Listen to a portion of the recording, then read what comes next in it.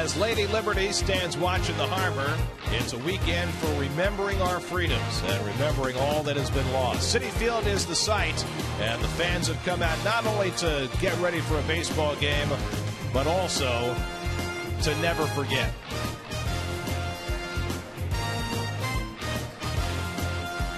At Citi Field in New York, Pix 11 Sports presents New York Mets baseball. Today, the Mets play the Chicago Cubs.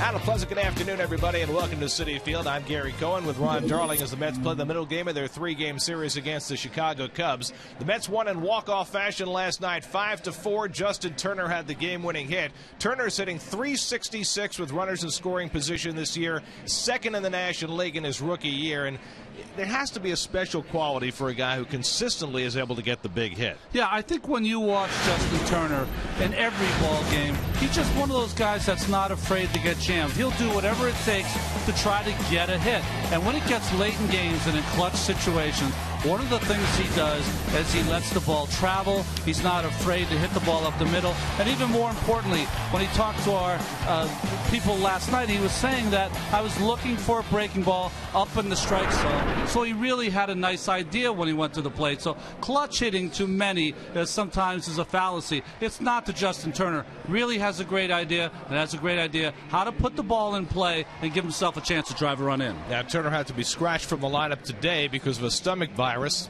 I don't know, maybe some bad whipped cream. But he's out of there today, and Ruben Tejada will be playing second base. On the mound today, Chris Capuano. Now, Capuano had that great game against the Braves, the 2-hit shutout, 13 strikeouts. His 2 starts since have been a struggle. Yeah, they really have been a struggle. And I think Cap, who's been really consistent all season long, really has to get back to getting that first pitch strike over. But one of the things you want to do in any season is get back to 500. He's 10-12. 2 victories will get him there. On the other side, Randy Wells, who is pitching his best baseball of his career. Well, you know, he won 12 games a couple of seasons ago, really struggled last year going 8-14, has gotten back to form using his fastball much more, and you see the numbers in his last 3 starts. He'll be a tough test today. So it's the Mets and the Cubs on the Saturday before the 10-year anniversary of 9/11. All the action coming your way this afternoon on Pix 11.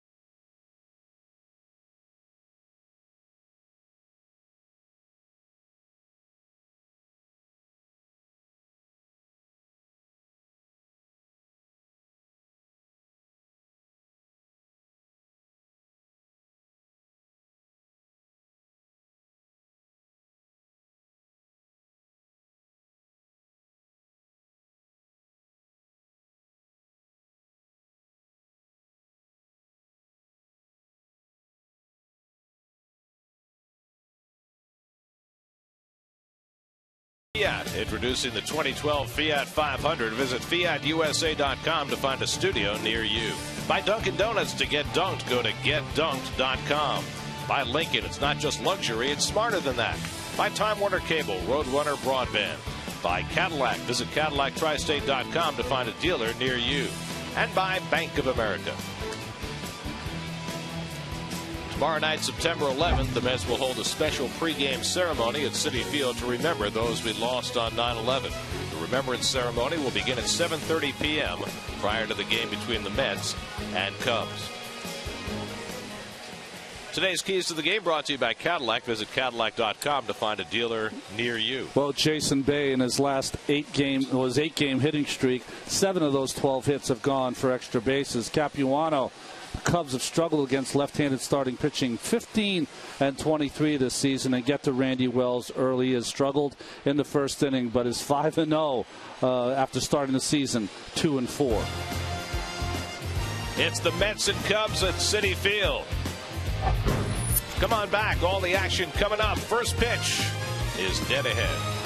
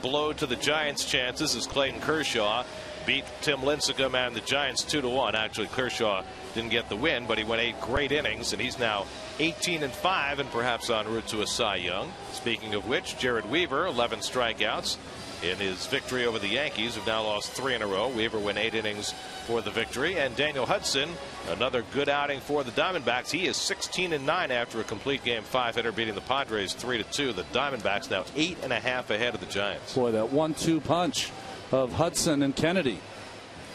This is cool. Fans out on the field to greet the players, and in this case, a couple of fans, one sharing his love of the game and the moment and the place with his youngster. That's got to be the coolest thing, Gary. I'll tell you, when I first got on the field at Shea at 23 years old, I was almost like that running around the field.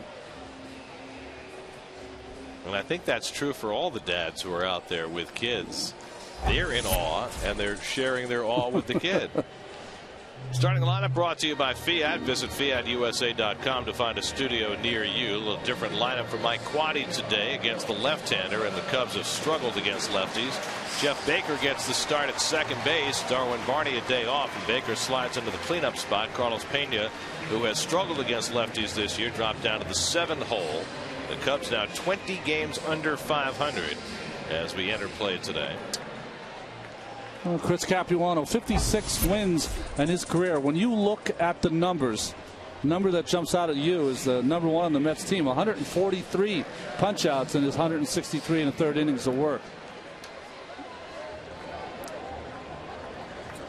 Look at the defense behind Chris is brought to you by Bank of America. Bay Pagan Duda almost every day out there in the outfield. Right, Reyes. Tejada, of course. Turner with the late scratch. Tejada in there at second base. Nick Evans, who's done it all at first base, offensively and defensively. And I see Mike Nickias behind the plate again, the Mets' finest defensive catcher. There's Mike making his 13th start behind the plate, and the ERA with Nickias is significantly lower than it is with the other two catchers, and obviously it's a small sample size. But Terry Collins was making some interesting points today about Nickias and the way he approaches a game plan compared perhaps with some other guys. Well, I think the key about Nickias is that he not only knows the game plan, which usually is the weaknesses of the opposing team, but you also have to factor in the strengths of your own pitcher, and then take it a step further, Gary. Once you get in game, what strengths does that pitcher have that day? I think Nickias does a wonderful job of that. And you know, as a pitcher, where is the fine line between your strengths versus hitters' weaknesses, and which is more important? Well, I think if you are a confident major league pitcher, you got to feel like your strengths are better than the hitter's weaknesses. But there are those guys in a lineup, a Pujols, a Braun, guys like that don't have a lot of holes. So, you know, they're the kind of guys that you really have to go into a game saying, I'm going to make sure I do not get into a routine with them. Make sure I change it up every at bat. Is there a danger sometimes, especially for a younger pitcher who's trying to follow a game plan, trying to do the right thing, of using a weapon that is not really his best, his third or fourth pitch, because it might be the weakness of a hitter? Think about this. If you're a young pitcher and right now you haven't developed enough to get hitters out inside, especially maybe a right-hander to a left-handed hitter, that's not your strength, and you know that the weakness of the hitter is you can pound him inside, you're not going to be able to do that day, because that is not your strength. You're going to be throwing a pitch that you're not accustomed to throwing, and one that you don't have a lot of confidence in. That ends in usually a line drive. Sure, because if you're trying to come inside and you're not good at it, you're probably going to leave the ball out over the plate. It's better to be 100% behind the wrong pitch than 50% behind the right pitch. Starlin Castro leads things off for the Cubs. 2 hits last night. Castro leads the National League in base hits with 184. And he now has a 10-game hitting streak going, so he is finishing strong at age 21. And the first pitch from Capuano misses wide for ball 1. Castro at 307 on the year. That's 7th in the league in batting. 51 multiple hit games. That's 3rd in the league. So he is having a terrific sophomore season. Looks like he has every chance to get to 200 hits this year. The last Cub to reach 200 hits was Juan Pierre, who did that in 2006. You see the hit totals at the top of the National League. Fly ball, shallow right, and Lucas Duda edging over. Castro retired for the first out of the game. Well, Capuano got hit hard and hit hard early in his last start against Florida. Gave up 2 runs in the first inning, a couple of doubles to Bonifacio and Sanchez, and he never was ever really able to get into a groove in that game. He went through something very unique in today's game as Reed Johnson comes to the plate. He faced the Marlins 5 times in 6 weeks and had to face them back-to-back twice in one season. That's very unusual. There's Reed Johnson getting the start in right field.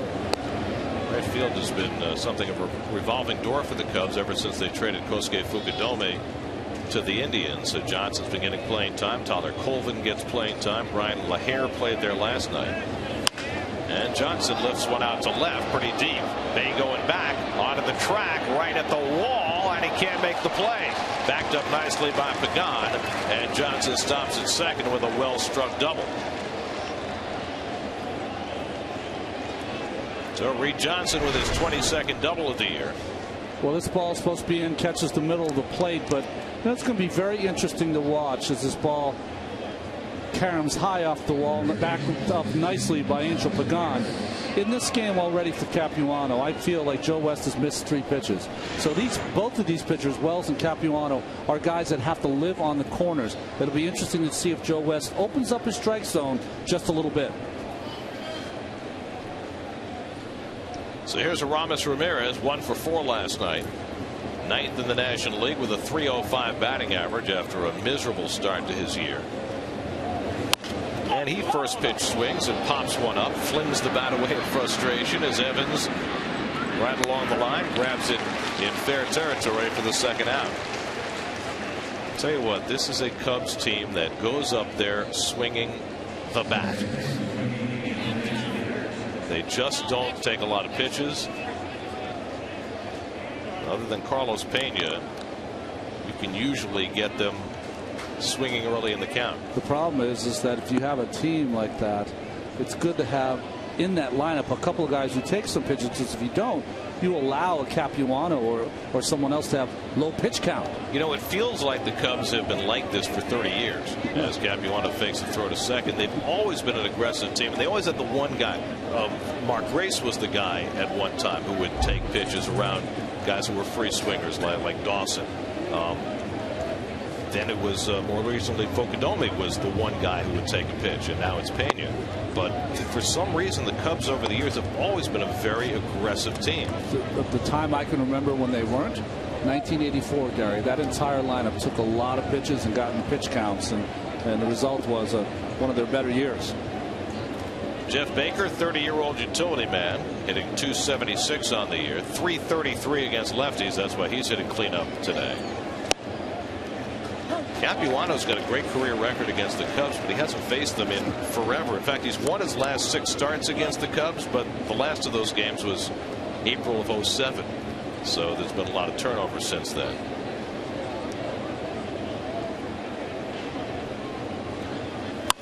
Line off the glove of Reyes and into left center, and that'll bring home Johnson with the game's first run.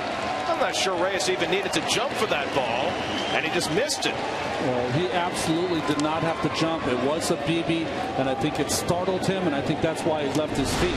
This ball hit right on the nose, as hard as the ball can be hit, and Jose jumps, but the ball is really like shoulder height. Did not have to jump. You know, we've heard this, and I've talked to a lot of people with the Mets that are on that field. One of the only Achilles heel for Jose Reyes is that ball shoulder height or higher around his head. He has a hard time catching that baseball.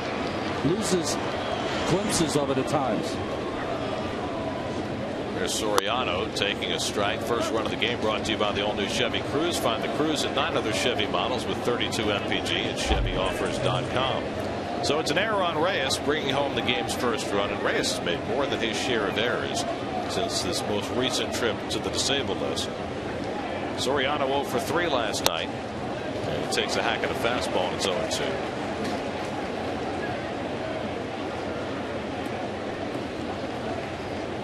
Now the other thing, Gary, and we couldn't see it because how hard it was hit. Occasionally you have a ball off the bat that's a knuckleball that will start over your head and drop suddenly. So it'll be interesting to ask Jose or see his words about that play after the ball game. 17th error of the year for Reyes, and it seems like a lot of them have come recently. It's because he has his hair tied back today. And you see the time he just made, that it was a knuckleball. Here we go. So that backs up just what you said. Thanks, Jose. Well, it's good to have the visual proof. Soriano fouls it off. I just love when I get immediacy. I like that stuff. Well, the question is he wearing an earpiece? That's right. It's on the hairband, maybe. It was funny, though, the way he left his feet, and, you know, presumably he could have just reached over his head and grabbed it. Soriano, 24 home runs this year, 20 homers for the 10th straight year. And he goes down swinging the fastball, so Capuano has his first strikeout. Cubs get an unearned run to start the afternoon. 1-0 Chicago as the Mets come to bat.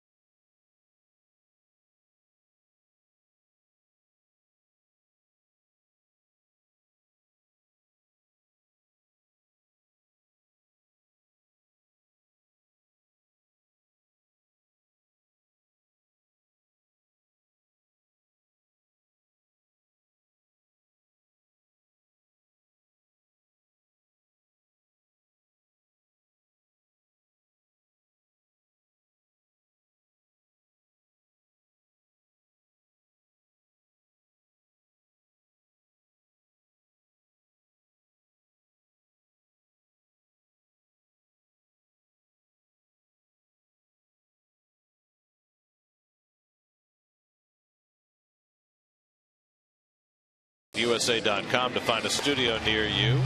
Justin Turner, a late scratch, so Ruben Tejada in there at second base. Jason Bay in his hottest streak as a Met, not only hitting .444 over the last 10 games, but extra base hits galore, 10 RBIs over that stretch, most in the majors in the last 7 days. And Randy Wells takes the mound for the Chicago Cubs. Started out like he had in 2010 when he went 8-14. He was 2-4. His ERA was in the 7s. He was struggling, and he has turned it around. 5-0 to get to 7-4. Pretty good numbers, but still a pretty high ERA. Jose Reyes leading the National League in batting. He's got a 4-point edge over Ryan Braun, who went 2 for 3 last night against Roy Halladay. Reyes at .335 on the year, and he takes a strike from Wells. Reyes back in the top 10 in on base percentage at .377, which would be the best of his career. By the way, we mentioned Reyes and recent errors. 12 games since coming off the disabled list, 4 errors. A lot by his standards. Slow bouncer. Ramirez can't get it. Castro with the bare hand throws him out. Oh, there's a great play by the young Cubs shortstop, Starlin Castro. Not only does he have to avoid the third baseman who's cutting in front of him, but he decides to make the play barehanded. There's Ramirez, lets it go. So he knows what his young shortstop can do, bare hand, and made that play look very easy. How about the quick release once he grabbed that with his bare hand? It's almost like he had a cesta and highlight. Just got rid of that ball so quickly and not even close at first base. That's an Omar Vizquel play. Well, he's made a lot of errors. We documented that last night, but Castro borders on the spectacular at times. Ruben Tejada takes a strike. If he's looking. Well, yeah. He had his back turned to a play recently that caused Mike Quade to sit him down. Not the first time he's had to be disciplined in his brief career. Another similar ball, this one fielded by Ramirez, and he throws out Tejada for the second out. So Randy Wells gets a couple of ground balls to start the afternoon. Well, look at the defense that's brought to you by Bank of America. Soriano, Bird, and Reed Johnson in right field, not LaHair. Ramirez, Castro, Baker gets the start at second base instead of Darwin Barney. Carlos Pena with that huge home run, 451 feet, I believe. And Soto, again, day game after night game behind the plate. Now Lucas Duda with 2 out and nobody on. Duda 1 for 4 last night. Just 5 hits in his last 26 at bats as he's cooled down a tad. And he takes ball 1. There are Lucas's numbers for the year. All 9 home runs since the 23rd of July.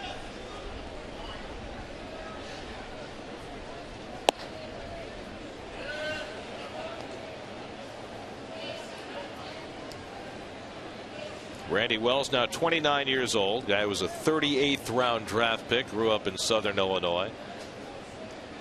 And no, he's one of those workman-like pitchers. As Duda hits one toward the left field corner, Soriano over near the stands to make the catch. So after seeing a ball drop near the stands last night, this time Soriano gets over there to make the play and end the inning. Mets go 1-2-3, 1-0 Chicago.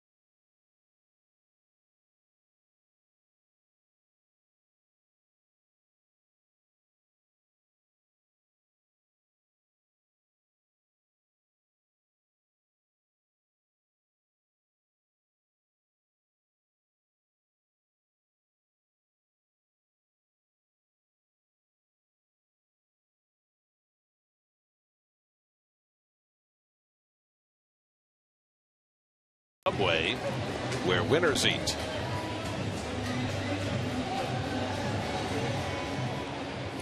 There's Tim Tuffle, who managed the Mets AAA team at Buffalo this year and has joined the Mets coaching staff for about 10 days. Wally Backman, who managed in AA, will be here later in September. I spent about a half hour with my former teammate, and Cubs keep hacking. Marlon Byrd pops up the first pitch he sees, and just beyond Nickius's reach into the front row. And he is one of the class guys, I'll tell you, of all time. And he was telling me that he's going to manage in Venezuela, in Caracas. And I asked him, are you going to go there because maybe, work on your Spanish? I said, well, I'm definitely going to do that. But he goes, I really want to tap into kind of the Latin style of playing the game, scoring a run, ensuring that the other team has to score too, playing a lot of small ball, all those kind of things. And he's going to see it firsthand. I thought that was an interesting and amazingly great thing for a manager to pursue. Well, as the game is more and more populated, as Capuano strikes out Bird for the first out, more and more populated by Latino players, it certainly makes sense for any manager to understand the mindset of a player coming from that culture. Whether it's being more aggressive at the plate, whether it's being a little more stylish in the field, whatever it is that characterizes a player from Latin America as opposed to a player who grows up in the U.S., the better you're able to understand where that's coming from, the better you are able to both utilize it and harness it. He says, my goal is to tap into the culture of Latin baseball. I think that's pretty cool. Carlos Pena in the lineup, despite hitting just 142 this year against left-handed pitching. Mike Waddy drops him to 7th in the order. Pena hit an ungodly home run last night. Well back in the Big Apple seats in center. Capuano seeking to tie him up 1-1. With all the talk, we have it in the booth occasionally, of old school, Tuffle's going to go to the new school. Well, it's a different school. Yes. Pena pulls off that slider, and it's 1-2. What's interesting about facing these Cubs hitters, if you can pound in strike one, sometimes you can get away without throwing any more balls over the plate. Pena, generally the exception to that rule, 88 walks this year, 3rd in the National League. But he also strikes out a lot, and he goes down as Capuano, with 3 consecutive strikeouts, has the 2nd out of the inning. That's a pitch you didn't see Capuano throw a lot earlier in the season. The changeup down and in to the left-handed hitter. It's a good play. It's a dangerous play because it's down and in, but you have to make sure you bounce it, which he did. Very much the way Dylan G will attack the right-hand hitters inside with that changeup.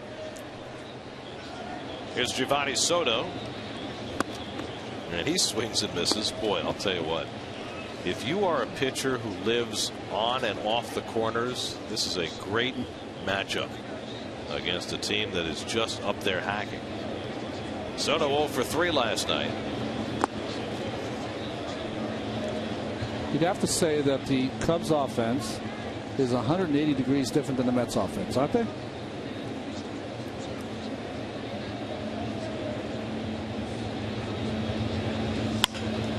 Shot up the middle, and a base hit for Soto. So the Cubs have their 2nd hit off Capuano. A 2-out single that'll clear the pitcher's spot. Well, fastball he wants away and down, and gets it right over the middle of the plate. Nice hitting by Giovanni. Well, the Cubs have, they've got a number of home run hitters in their lineup, particularly veteran home run hitters, and in fact led the National League in home runs in 2 separate months. But their overall numbers for the year are, right in the middle of the pack. But they don't draw walks, and they're 9th in the league in runs scored, well behind the Mets, despite having a higher home run total. And Gary, you can argue that gets worse in September when you've kind of had your year, and you are going up there, especially if you're a veteran home run hitter, and looking to hit 3 or 4 more in September. 2nd fewest walks drawn, next to that dreadful Houston team. Ball and a strike to Wells.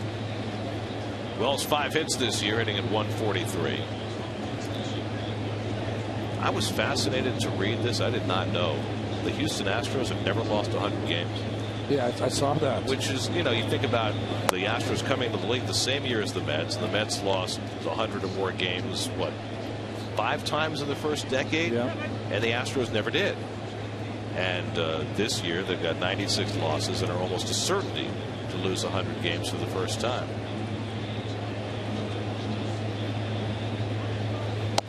I don't know enough about it, Gary. Maybe you being a fan of the Mets and their early history, did they have the same philosophy going after and drafting players, the Mets and the Astros? Because the Mets are more like drafting older players, right? Well, the Mets beyond their prime. Definitely had an older team. I don't really know much about what the then Colt 45s did to stock their team.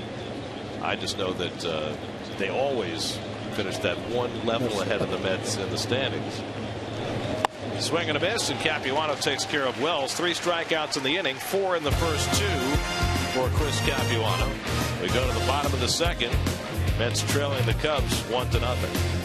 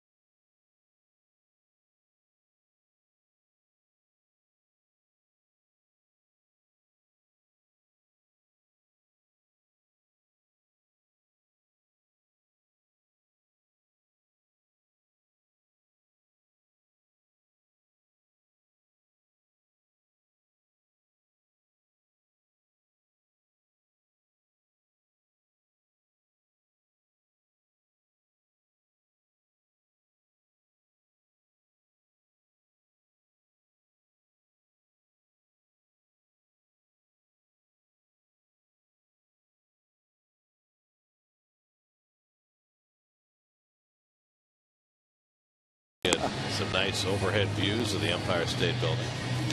It's where King Kong hung out. right up there. Of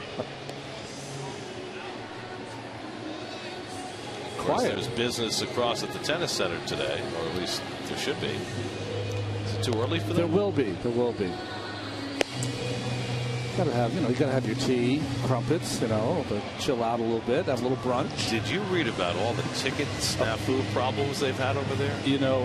My family went to the Open yesterday, and they did the right thing. They had yesterday's tickets for yesterday, the whole thing, and there was a huge line. I mean, people had tickets that said Friday on them, and they couldn't get in on Friday. Maybe they don't have as many social media people over there.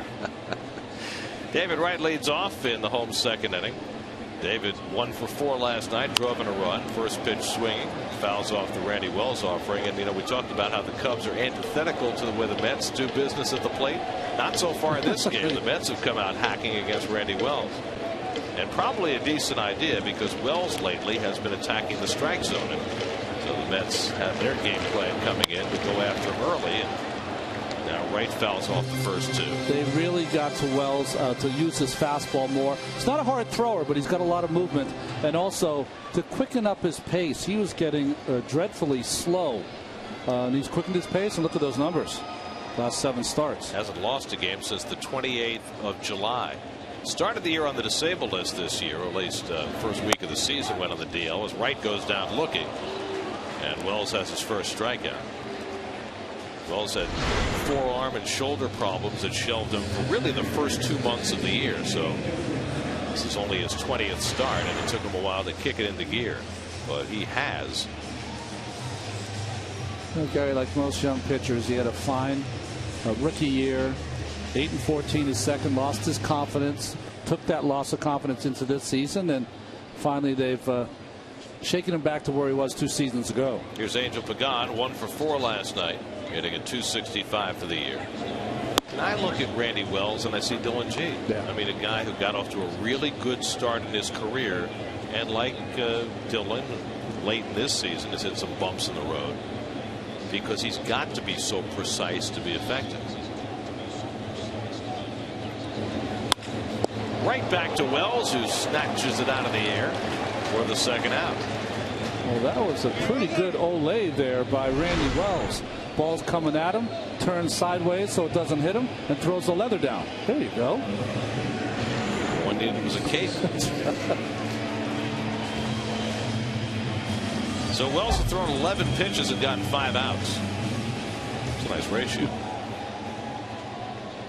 Now Jason Bay, who has been raging hot over this last week or so.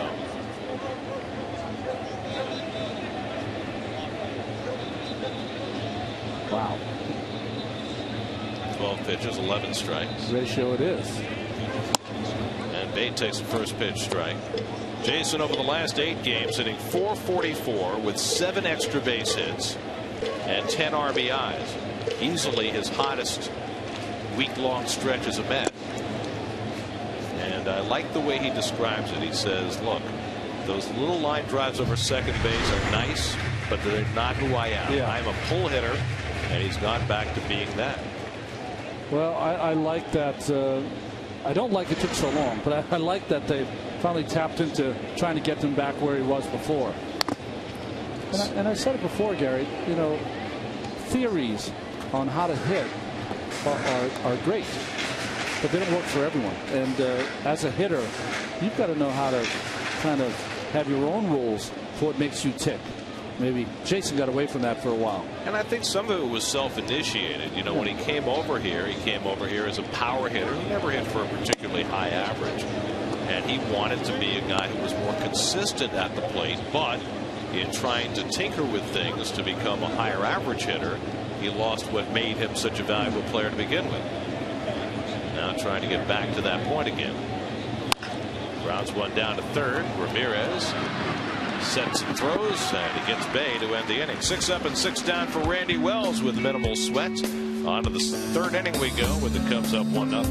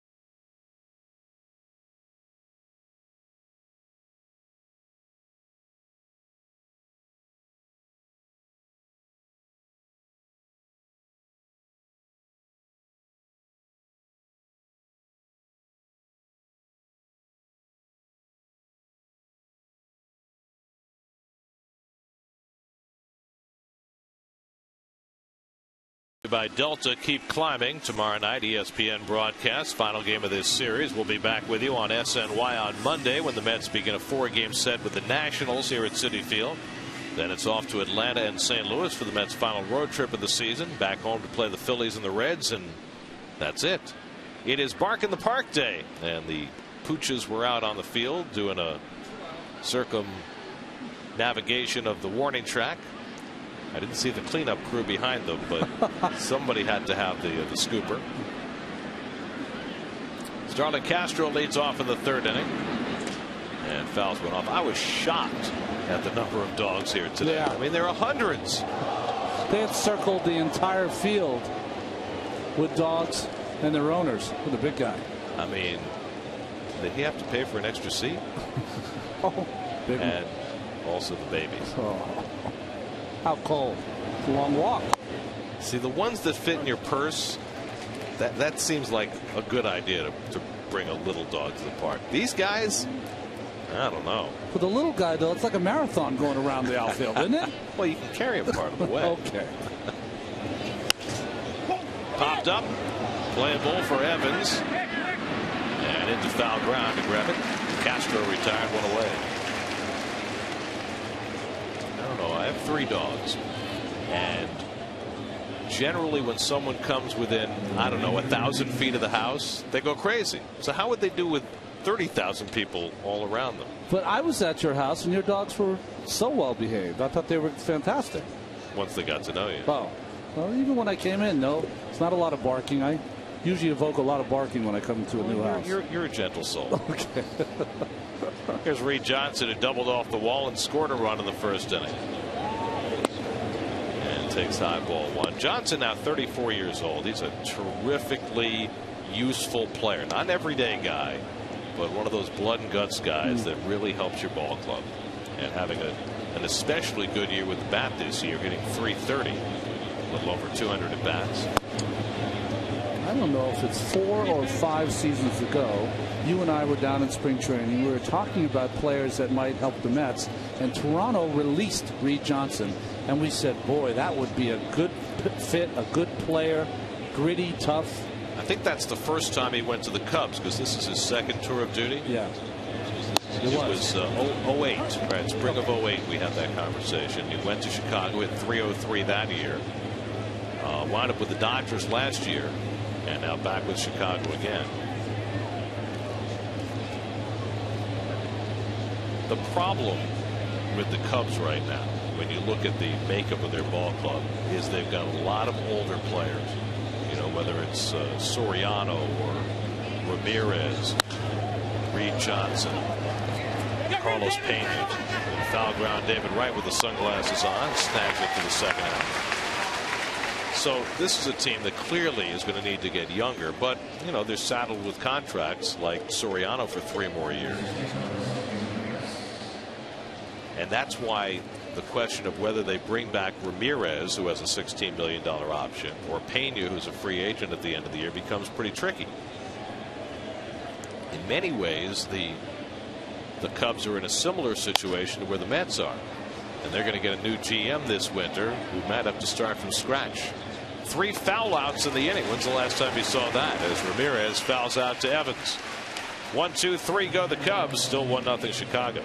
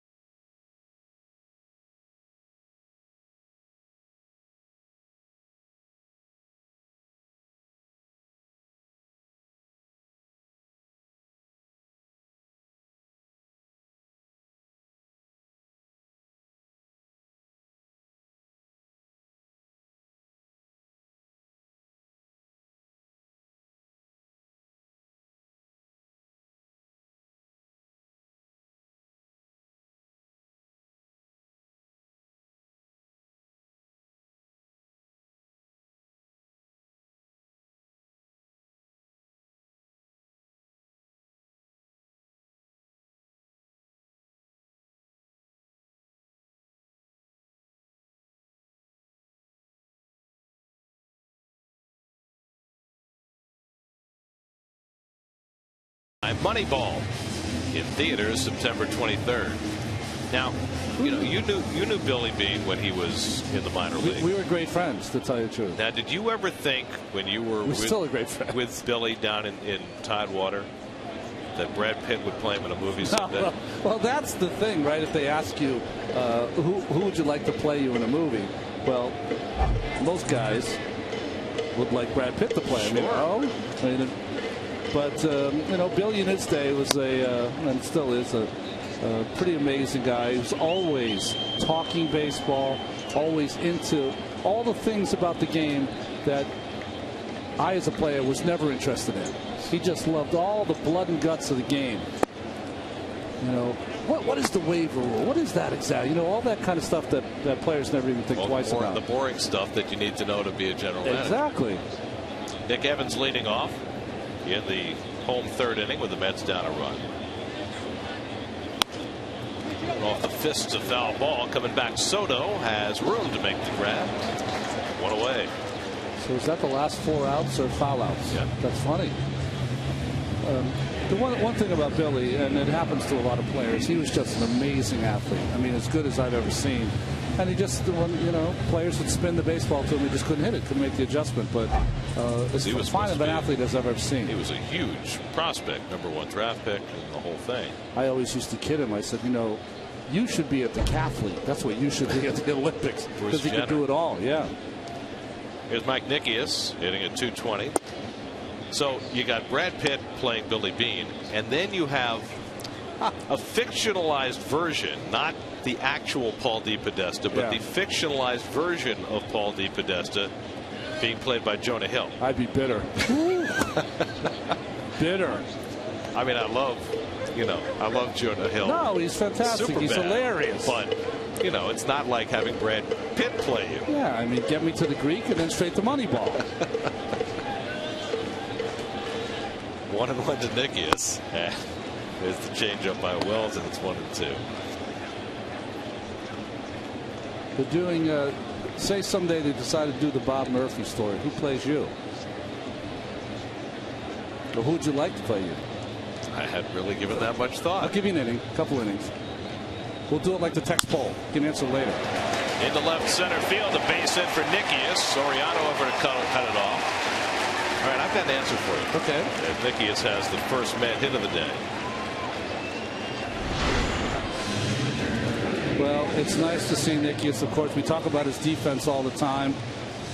But nice little short swing, serviceable, and line drive left center.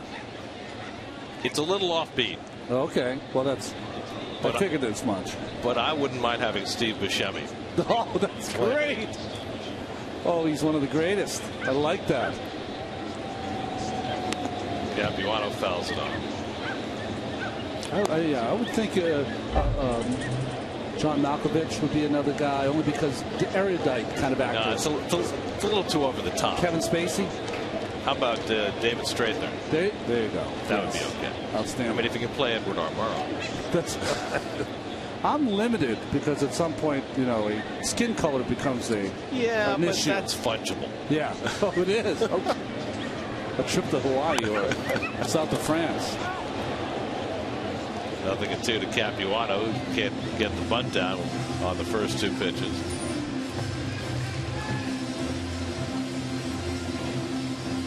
I got one for you. Okay. Terrence Howard. Outstanding. For you. Yes. Right? Oh, I like his stuff too. I don't know. He's much cooler than I am. He'd have to nerd it up a little bit to get to where I go.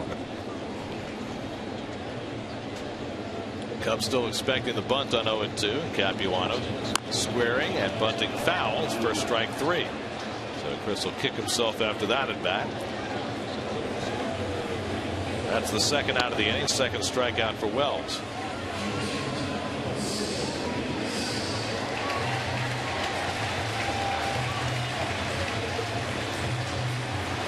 So 2 out. Nicky is still at first, and now Jose Reyes robbed of a hit on a fantastic play by Starlin Castro in the first inning.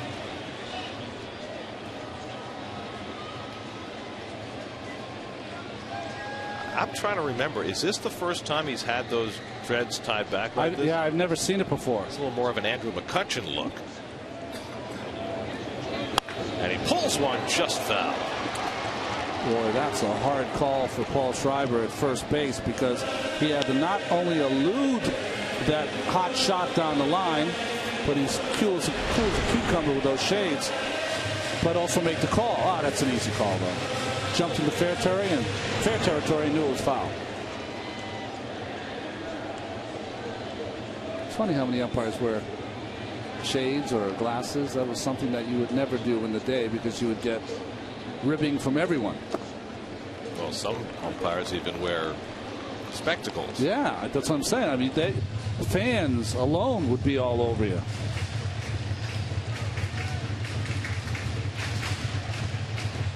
But just like the hitters, right, get a better view of the baseball with these wonderful shades they have out today. Umpires go in there too. Hitters, catchers, guys you never used to see wear sunglasses. 2 balls and a strike to Reyes. 334 now for Jose with his 0 for 1 today. We had Braun at 2 for 2 at one point, 2 for 3 last night. How did he finish? Wound up 2 for 3, okay. 331. He'll be facing Cliff Lee tonight, going for his 7th shutout of the year. By the way, I don't know if you saw it in the Times today. Great research done by Sean Foreman. Cliff Lee 6 shutouts this year. There have only been 30 shutouts in the National League, so he has 20% of them. The last time any pitcher had that high a percentage of shutouts in his league, 1886. Cannonball Morris had 12 shutouts for the Pittsburgh Alleghenies in the American Association. So that's how incredible Lee's season has been. Yeah, that was a great article by Sean. Just riveted at 6:30 this morning reading that. Just so great. Anything on Cliff Lee you want to read anyways, but I love when you put seasons into historical perspective anytime. Nickias gets set to run. 3-2 to Reyes. First full count that Wells has run today. And Jose bounces one foul, proving the Bobby Valentine rule. No, we're back to that. What did he say, 70%? 70% of the first 3-2 pitches. So the first pitch after he gets to 3-2 are foul ball. Well, I'll find out if Bobby's here today. They're doing the game tomorrow. I'll see what the second pitch on 3-2. I don't know if he's done that research yet. Oh, you know he has. You know he has. Well, if he has, he'll let you know. Maybe tonight, not tomorrow night. Again, the 3-2. And this one's fair. Tough play as Baker comes in, makes the quick toss just in time to get Reyes. And that retires the side. Mets get their first hit from Nickias, but leave him stranded after 3. 1-0 Chicago.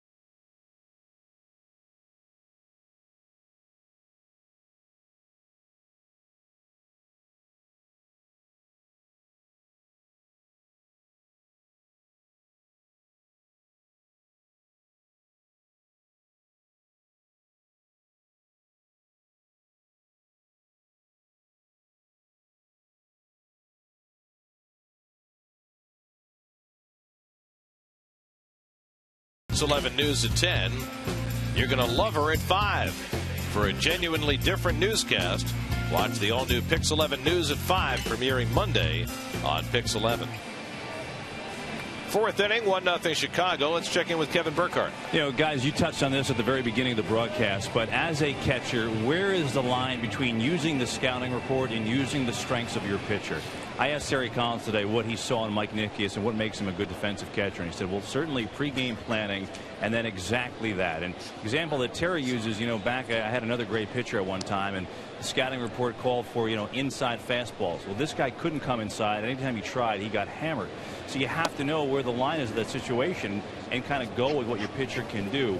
I asked Nickias about it and how he figures that out as the game goes along. He said, well, really, I have a 4-step rule of thumb that I go by. It's scoreboard number 1. Situation number 2 is Baker right on the backhand.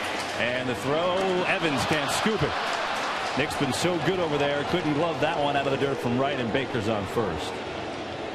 You guys want to take a look at that one, or should I keep going?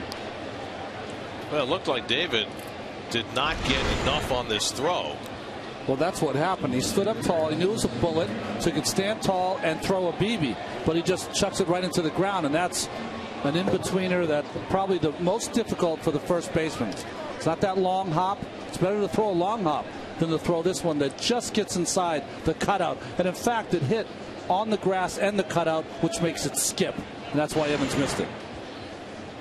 So the second Met error, both on balls hit by Baker, as Soriano steps in.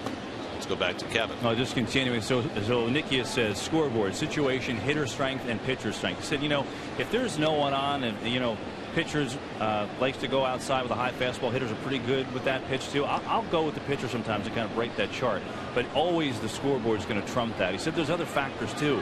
He said there's a feeling you get back there. I have a good feeling if a guy comes up and is thinking he's going to hit swing at the first pitch. He said sometimes there's just mannerisms that you pick up. He said the other part of this is just the feel for not showing your whole repertoire. You know, again, it goes to scoreboard and situation, but if we can early in the game, if I can get somebody out with 1 or 2 pitches, I'm going to do it. Why am I going to show 3 and 4? Save it. Pagan gliding over to catch the drive by Soriano for the first out. And you can speak to that, Ronnie. Yeah. You know, some guys need to use their whole arsenal early, but you'd prefer not to. Yeah, you don't want to tip your hand. I think Nickias does a nice job of that. Kevin, you said something really interesting there. As a pitcher and a catcher, when you're having your best days, you both can sense when someone's swinging at that first pitch. And Terry Collins brought it up today. He asked Tommy John once. He said, Tommy, if a guy's a good fastball hitter, what do you do with that first pitch fastball? Do you have to throw a curveball? He says, no, I just throw a slower fastball and sink it a little more. So I give him what he wants, but not where he wants it. And that's pitching. All about tempting the hitter and producing something less than ideal contact.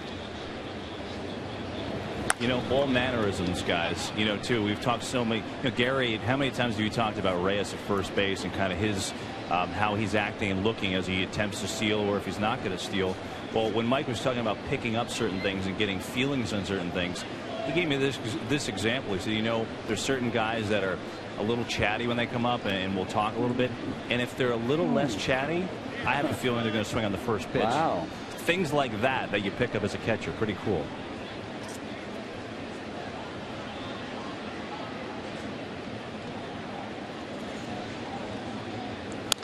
Bird grounds one to third, might be 2. Tejada with the turn, and not in time. Close play, but Paul Schreiber said that Bird beat the route. Well, David feels this cleanly, gets the good throw off, but it just takes a little too much time, and I think they underestimated. Marlon Byrd was an unbelievable football running back when he was a young man, and he can fly for a guy that's every bit of 250 pounds. He's got that Herschel Walker thing going for him. He is great to watch run. And at age 34, runs hard all the time. Watch this run. How'd you like to tackle this in pads and a helmet? Well, he's got a helmet, but a complete helmet. Whereas that extra guard on his jaw, having been hit earlier in his career. So Bird at first with 2 out. Now Carlos Pena takes a slider in the dirt. I won't mention his name, but there was a catcher for the Phillies in the day that he would have a feeling that you were going to come inside, and as you got at the top of your windup, he would back up 2 steps and get it. So when you came in inside, it would make it the middle of the plate for him. And he did it to me once and took me out of the ballpark in Philadelphia. And I told kid Gary Carter, next time he does that, I'm firing it right at him, which I did, and that stopped all that nonsense. But he got me the first time. Nickius gets nicked by that foul ball.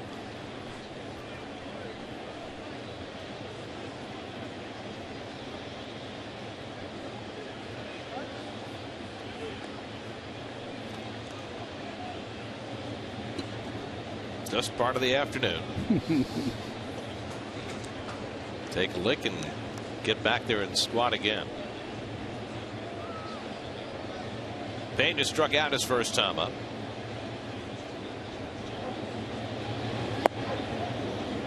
I mean, in the modern day, the pitcher who gets the most credit for reading hitters is always Greg Maddux. Yeah. A guy who just seemed to understand every swing and every tick from the opposing hitter in order to know what to throw next. You know, if a guy falls the ball straight back, you can't go back with that pitch. If he pulls an inside fastball down the line just foul, then he opens himself up to a changeup. There's so many subtle things you can do, but very few can execute like Maddux could. That was a difference. Well, Maddux sometimes knew in advance exactly how it was going to go. There's this classic story about at a meeting at the mound saying, okay, on the 4th pitch, I'm going to get him to pop up to second base. You know? And he did. He was the closest you get to. Remember Bill Walsh with the Niners, where they would script the first 25 plays? It's almost like he would script the first 25 pitches. And he'd set guys up, too. I mean, he acknowledged purposely hanging a slider to Butch Husky in spring training so he could get him out with the same pitch during the season. Never threw Jack Clark anything but fastballs in spring training because you didn't want him to see any of your breaking stuff. Just, you know, he'd throw it if he took you deep. Wind blowing in at Al Lang, go ahead, go after him. 355 wins. Unbelievable. That's a number that won't be approached. I mean, I don't want to say he's the Cy Young of his era, but he set a standard that's going to be hard for anybody else to reach the way the game's played now. Pena takes a call, 3rd strike. So he's fanned for the 2nd time. Capuano 5 strikeouts in the first 4 innings. This time he works around the error by right. Keeps it a 1-0 game.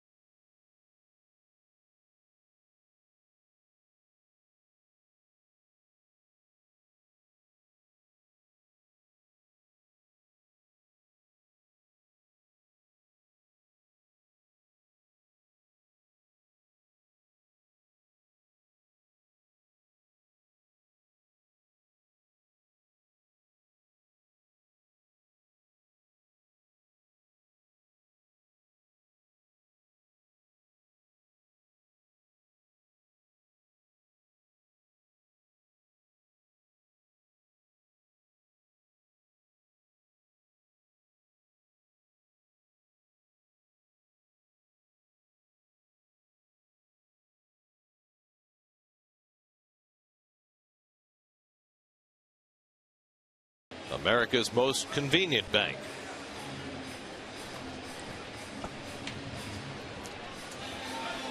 Randy Wells has been on a roll of late. Has allowed just 1 hit over the first 3 innings this afternoon. has himself a 1-0 lead. Mets will send up 2, 3, and 4 in the order. Tejada, Duda, and Wright in the bottom of the 4th. Tejada now hitless in his last 15 at bats after grounding out to third base his first time up. Ruben had a nice run for about a month after being called up, and we saw this earlier in the season too. The more he plays, sometimes the longer his swing gets.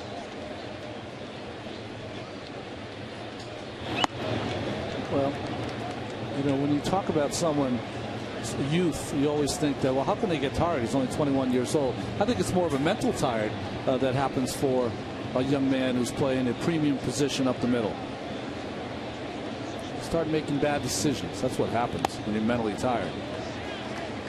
Is it just a matter of keeping that same focus and game plan at bat to at bat?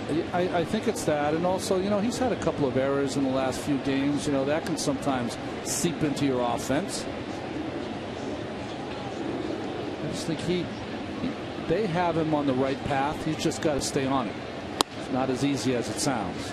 You know, they've taken a lot of the kind of bad things he did in his swing. They've taken it away from him and have gotten him to a place where he can be successful.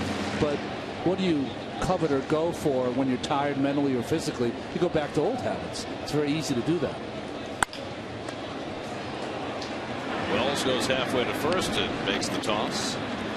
And Tejada retired one away. You know, to finish with Ruben, I think also I can really tell by how the ball sounds off his bat where he's at with his swing. You know, that's a ball that when he was going well, that ball hit hard up the middle. Chance for a base hit. That one kind of just an easy one hopper back to the pitcher. So 1 out. Here's Lucas Duda, who had a foul fly that Soriano caught right near the side wall down the left field line of the first. Makes a half cut, goes around, 0-1. Well, started him up with a fastball first time up. Now comes back with a little slider.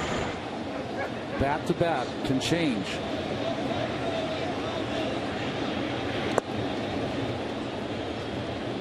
Well, we were talking about how they got Wells to increase his pace. He certainly has done that today. He has done that, but the first time through the lineup, almost primarily fastballs first pitch. Now as he goes along the line, especially with the big hitters, he might see a little more spinning of the baseball.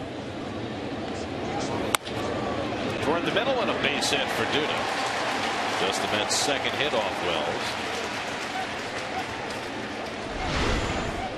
What I like about Duda when you watch him, his approach, is that it has always been up the middle on that ball away. We saw him earlier in the season kind of just, you know, like flicking that ball to left field. Not doing that early in the count now. So 1 out and 1 on. Now David Wright, who took a call third strike his first time up.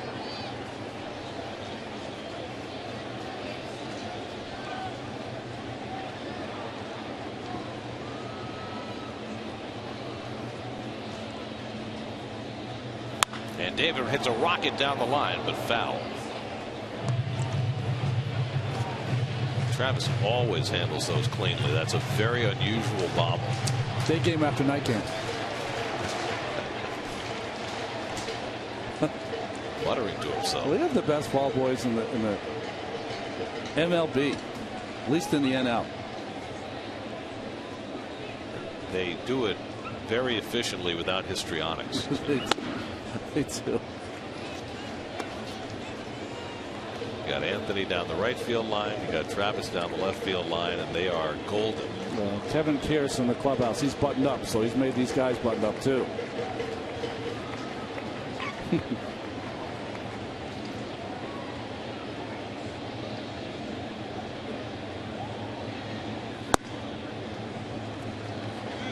Pitch he struck David out on his first time up, missed with it this time. It's 2-1. That was all set up, you would think. Fastball in, the setup slider, a fastball down and away, trying to get that double play. First to throw to first. I always find it fascinating that you tell me that that sign used to be for something completely different. Hit the player, hit the batter. When you got that sign, a little flip was didn't always hit him, but flip him. which means you throw it right under his chin and helmet will go flying. Now it's the throw over. And again. So here's my question. When did it start to change? And was there a pitcher, a veteran somewhere along the line, who saw that sign, thought it was one thing when it was really supposed to be another? I know. Whenever I see it, I have a flashback. I'm like, they're going to hit David? Why would they? It's a 1-0 game. But I don't know when it changed. And the slider pulled through the hole, a base hit. Duda pulls in at second, and the Mets with back-to-back base hits get a runner in scoring position for the first time. You know, sometimes you can execute the pitch. Fastball in to get the slider down and away because you want to get a ground ball. David, though, being the hitter that he is, able to find a hole.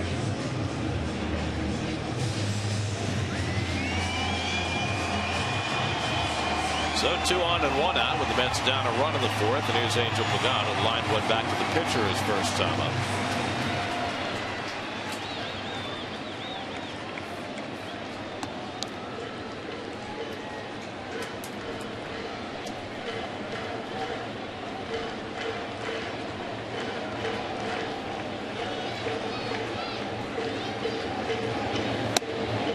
There's a strike.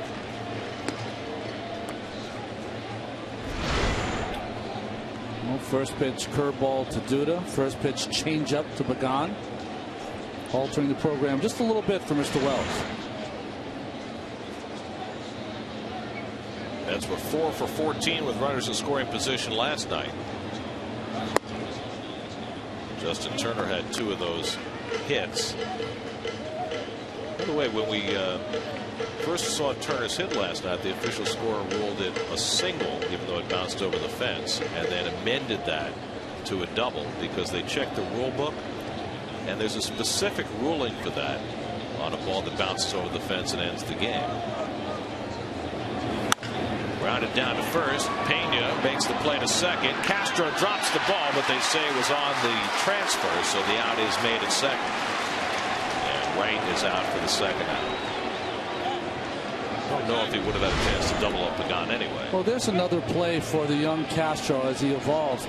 This play right here, he doesn't even have to look at first. There's no way you're going to get Pagan at first base, so he should catch this baseball and look at the runner at third. Sometimes they make that hard turn. Those are the little nuances that he will figure out because he has too much talent not to. So Jason Bay will bat with first and third and 2 out. Anyway, on a ball that bounces over the fence to end the game, it depends where the winning run scored from. If he scored from third, it would have been a single. But because he had to score from second, they did credit it. They were able to give it to him, yeah. And he did touch second, Turner, so he got eventually. But Reyes never touched third. Swing and a miss. So, you know, it's all kind of it's art as much as science. Yes. I mean, ironic because we had Robin Ventura on last night talking about a guy not getting full credit for a hit. The grand slam single where he got mobbed before second base. There goes Pagan, swung and missed. The throw by Soto is a good one, but not in time. They could afford to throw through with Duda the runner at third. Good point, Gary. Little slide here, tough pitch. The throw, even with the swing with Bay leaning over the plate. Soto's throw a little up the line. And a big jump by Pagan. What's that, 5, 6 steps? 30th stolen base of the year for Pagan, who set a career high with 37 last year. 0-2 the count to Bay. And Soto down to block that to make sure Duda stays at third.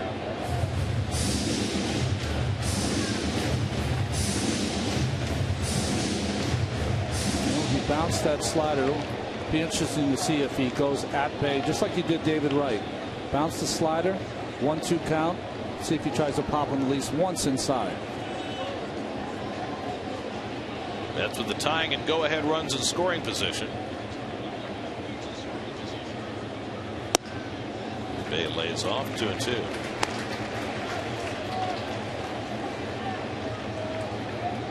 Jason with 10 RBIs in his last 8 games. And 2 waiting for him aboard right now. 2-2 from Wells. Hit to short. Castro playing him over in the hole, perfectly positioned. And he Gets Bay by half a stride to end the inning.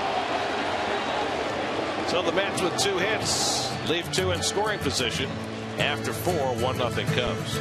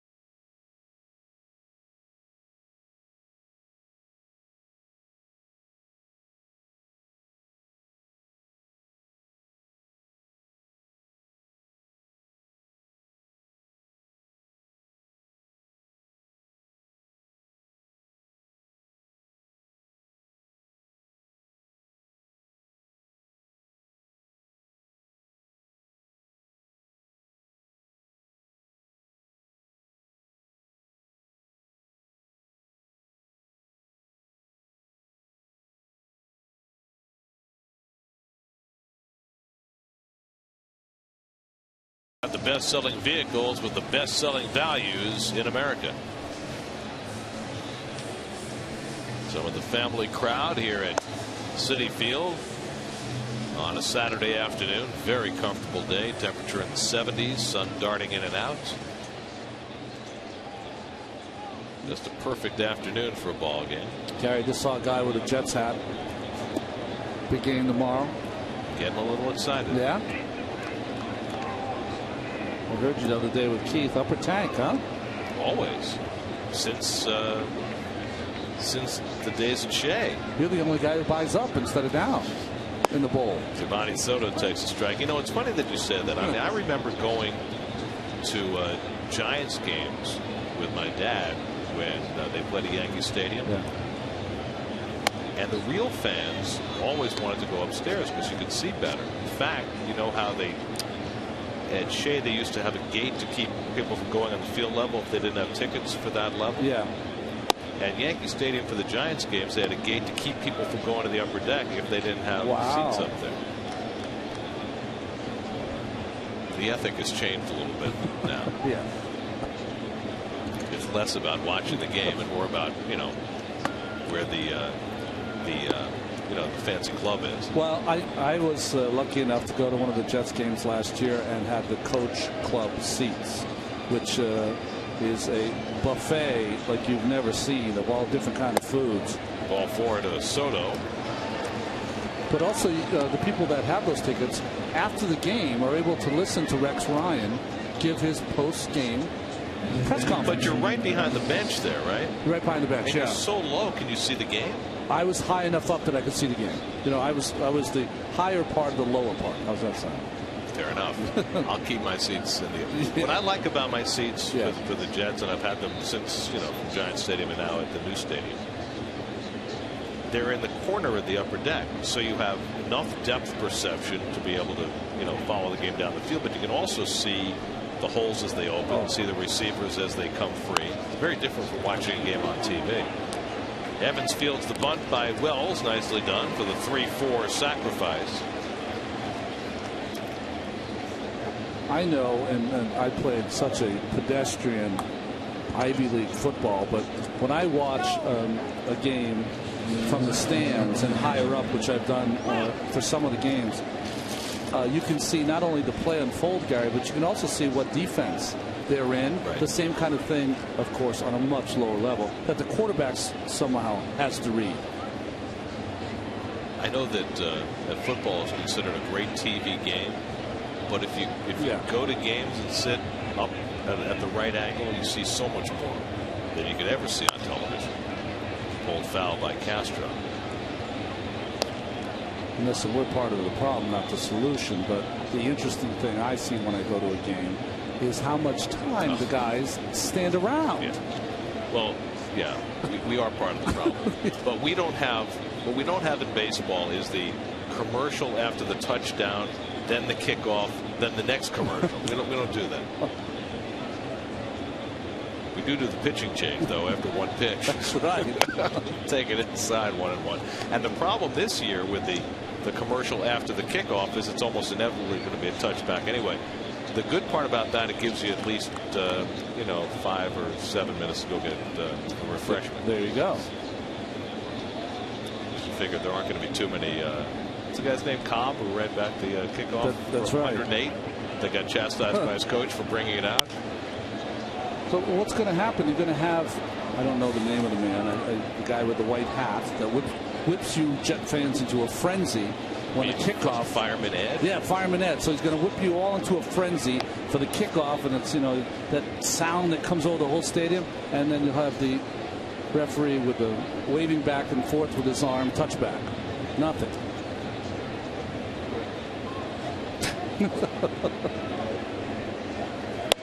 2-2 to Castro. Well, we're moving toward the day when they're just going to pick a spot. Drop the ball. The 25 or the 30 or whatever it is, and just after the kickoff, the other team starts the drive at whatever that yard line is. Just eliminate the kickoff entirely. Getting back to playground football. That's what it Pop Warner. There you go. Well, it's kind of like what they, not quite the same, but what they do with the college football overtime. That's right. Just pick a yard line and start from there. That's why you get those crazy scores that you see on Sunday morning when you pick up your paper. 78 to 73. 2-2 to Castro is fouled away. Castro is 0 for 2. He's flying to right and fouled out to first.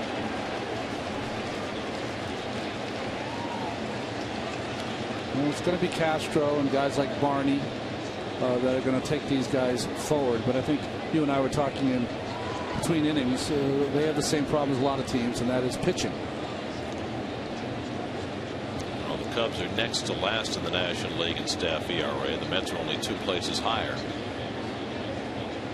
And they have a similar problem in that they've got some decent starters, but it's that top of the rotation type pitcher. The Cubs have one in Matt Garza, who I think, slots as a 2 or 3 type guy. The Mets hope to have a #1 back next year in Santana, but you can't be certain exactly what you're getting. Johan pitched 3 innings at his rehab start last night for Savannah, and you hope that he comes out of that well. And Terry Collins, by the way, today was kind of downplaying the idea that Santana might pitch for the Mets at some point. I'm glad he's doing that. The reason I'm glad he's doing that is not putting any pressure for Santana to artificially think that he's coming back. If it happens, it happens. Probably won't, though. Long battle here. 3-2 pitch, and Castro lines one into left field. That'll be a base hit. Soto has to stop at third.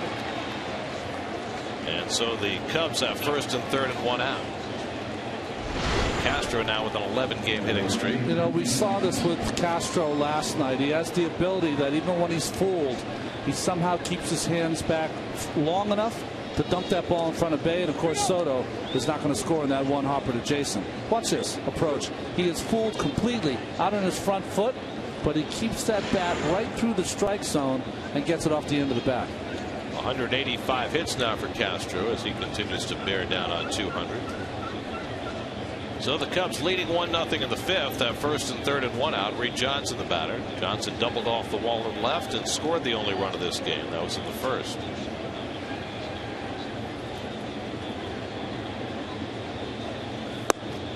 Capuano rides one inside for ball 1. Chris allowed an unearned run in the first, but put himself in jeopardy here in the 5th, walking the leadoff hitter. What he could use here, Gary, that fastball in first pitch is something down and away, change up down and away, have Johnson roll it over, get himself a double play and get out of this inning.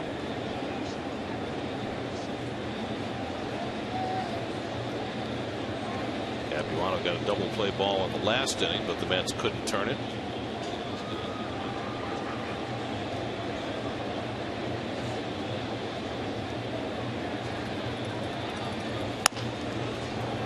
Reyes bobbles it. Everybody's safe. 2-0 Chicago. Well, he wasn't going to get a double play on that ball, but he certainly could have gotten one out.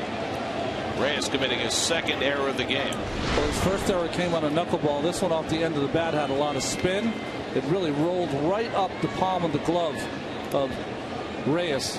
See, off the end of the bat there, so that's going to have a lot of spin on it. And once it hits your glove, it kind of rolls right up into your palm. And Reyes not able to make the play. It'll be an RBI for Reed Johnson because you can't assume a double play. So the Mets have made 3 errors today, all on the left side of the infield. 1 for Wright and 2 for Reyes. So Reyes in something of a fielding slump right now, as is this entire team. That's now the second most errors in the National League. Now Aramis Ramirez with 2 on. Takes a fastball for a strike. Ramirez has popped up twice, both times to Nick Evans.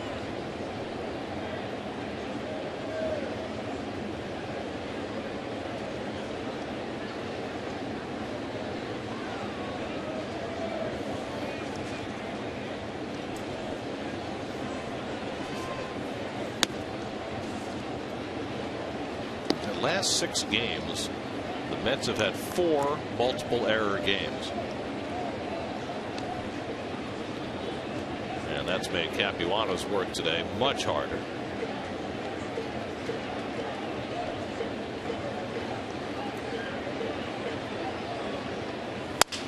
Slowly hit. Reyes gets the out at second, but no chance for a double play. Castro moves over to third. Johnson out at second. He slid it hard on Tejada, who had no play. Well, this ball, another one hit off the end of the bat, so Reyes has got to rush it. And you can see that Tejada didn't get a good grip on that baseball. And combined with what you said, Gary, that hard slide, Johnson's just one of those gritty players you like to have on your team. So now 2 out of the inning. Runners at the corners for Jeff Baker. Baker's been up twice, reached on an error each time. Jeff Baker getting the start today. Darwin Barney the day off.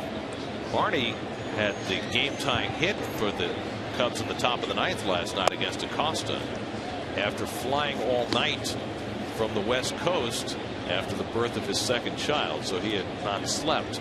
So that's why Mike Quaddy's given him the day off today. For Jose Reyes, that's his 6th career multiple error game. His first since August of last year.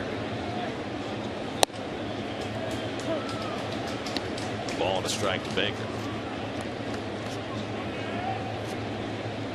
See the Mets in that dubious spot right beyond the Cubs in team errors. In front of the Astros are going to be looking at 100 here soon. 100 losses, that is. Hit sharply, but it comes up for Tejada, and they get the force to end the inning. But the leadoff walk hurts Capuano as the Cubs cash a run. We're halfway through. 2-0 Chicago.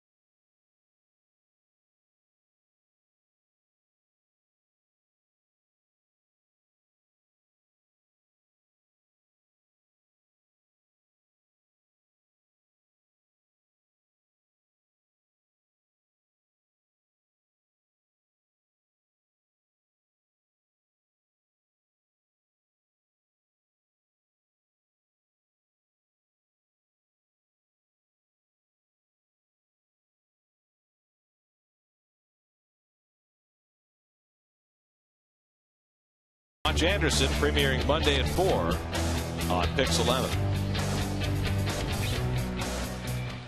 Mets down 2-0 as they come to bat in the bottom of the 5th. That's Mickey's body. Hello. Evans takes a strike, so Randy Wells now with a 2-run lead. Evans, Nickius, and Capuano due up for the Mets at the bottom of the 5th. Nick fouled out to the catcher his first time up.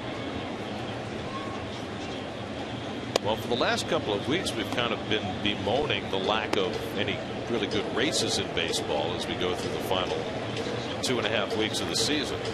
The closest race, of course, is in the AL West, where both the Angels and Rangers won last night to keep it at 2.5. Texas their lead over Anaheim. But all of a sudden, the American League wild card race is becoming much more interesting. Tampa Bay beat Boston last night. Complete game performance by Wade Davis. And the Rays, as it's lined into right field, a base hit for Evans. So the Mets get the leadoff man on for the first time this afternoon. All of a sudden, the Rays are only 5.5 behind the Red Sox, and including tonight, those two teams have 6 games remaining head to head. And tonight, the Rays will have their fine youngster Jeremy Hellickson on the mound, and the Red Sox are going with a call-up, Kyle Weiland. They've had so many injuries to their pitching staff that they're having to dig a little bit deeper into the arsenal. Well, Clay Buchholz out, Daisuke Matsuzaka out, and John Lackey almost out with the way he's pitching. 12-12 on the season, but CRA is climbing towards 6, I believe. And then you throw in Kevin Youkilis, unable to play because of a hip problem. So the Red Sox have some problems right now. And the Rays, although it's a long shot, have themselves a chance. It's less of a long shot because of what you said, Gary, that they have 6 games left. You know, the Rays, by anybody else's standards, have had an outstanding year. They're 15 games over 500. So, you know, for all of the angst going into the season about Tampa Bay and the way they had to tear up their bullpen and that this was going to be a big step back for them this year, they've played awfully well. Yeah, you give a lot of credit to their organization. They lost 2 of their key components on offense, in Carl Crawford and Carlos Pena, and still able to put out quality product out there. They're a fine team. They haven't gotten a great year from B.J. Upton.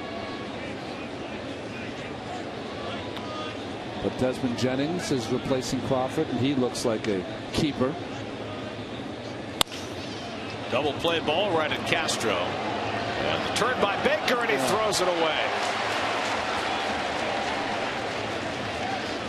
Well, it looked like the easiest of double plays, but Baker couldn't make the connection. Well, Baker's in there for his bat, and this is as easy as it gets. And what do you say about that? That's just not a big league play.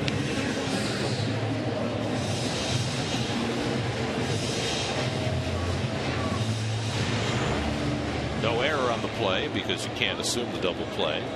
It's a terrible rule, by the way. Exactly. That's an error. So Nickius is on with 1 out. Chris Capuano couldn't get the bunt down his first time up and misses on the first bunt attempt here. Chris has 6 sacrifices on the year. He is really upset at himself. Well, I think that's you know, Chris's problem. He's so competitive, and he is so wired, so tight when he gets up to that plate. Really, the best thing he can do: take a deep breath, relax, and to make bunting much easier. He just puts too much pressure on himself. Foul ball, 0-2. See how when he gets out there, Gary, he has the bat out. He's so tense and tight that he has to jab at it. You have to be really loose and relaxed with your arms, and that way you can feel for the ball. Move the bat back and forth. If you're real tight, all you can do is jab at it. So you're saying he needs a chill pill? Just relax a little. He's just so competitive. He puts more pressure on himself than he needs. But remedy, get 1 down. All's forgotten. And he swings the bat and strikes out. So well, with a different plan of attack this time. But Wells threw one up out of the strike zone, and Capuano is a strikeout victim. And I think where you get mad at yourself with a guy like Capuano, you know you're involved in a game that you're losing by 2 runs. Twice now you haven't been able to get the bunt down. What are the chances are that you're going to get a base hit to drive a runner with 2 outs? Well, they're pretty good when you have a Jose Reyes up. So those are the little things that you have to do in the National League. So 2 out. Hickey is still at first, and now Reyes is 0 for 2 today. And Jose takes a strike. Reyes' average has dropped 2 points today. He's at .333, still 2 points ahead of Brian Braun, who plays tonight.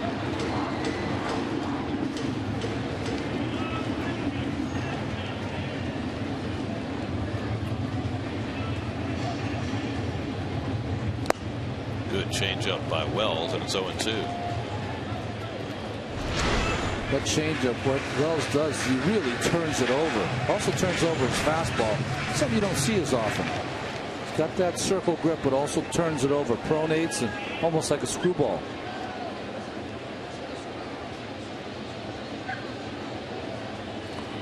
And try to throw it at his hip. Easy ground ball for Wells, and that retires the side. Mets get a leadoff hit, but strand a runner. Through 5, it's 2-0 Cubs. 5th inning brought to you by Ford. Check out the best-selling vehicles with the best-selling values in America.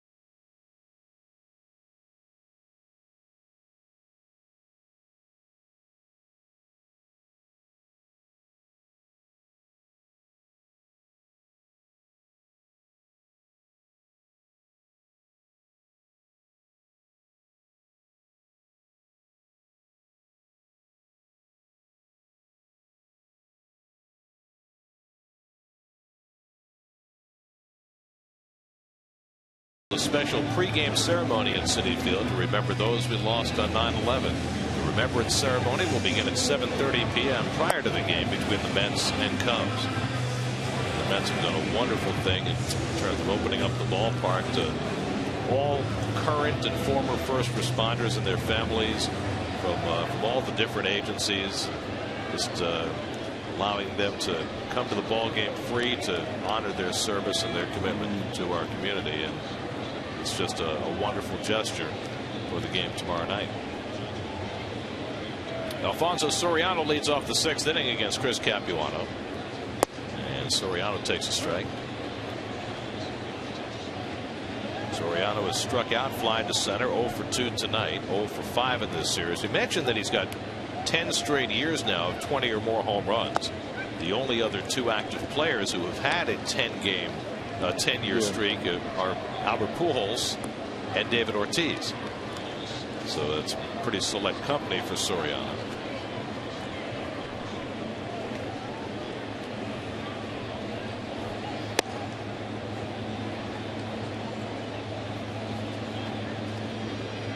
Of course, Soriano, when 9/11 occurred 10 years ago, was a New York player playing for the Yankees at that time.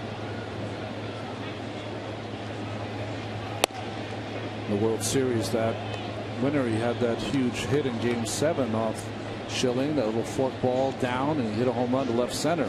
Put the Yanks up late. Not to be.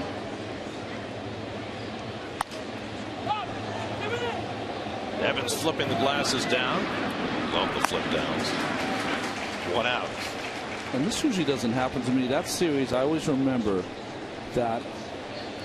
And I never feel bad. Because Victor goes to spoils. For Byung-Hyun Kim, that's the first time in a long time after I'd stopped playing that I just felt so bad for him. Well, after the second one. Yeah, second one. Yeah, not the first one, but the second one. They gave up the one to Brocious. And who at the other one? Tino Martinez. That's right.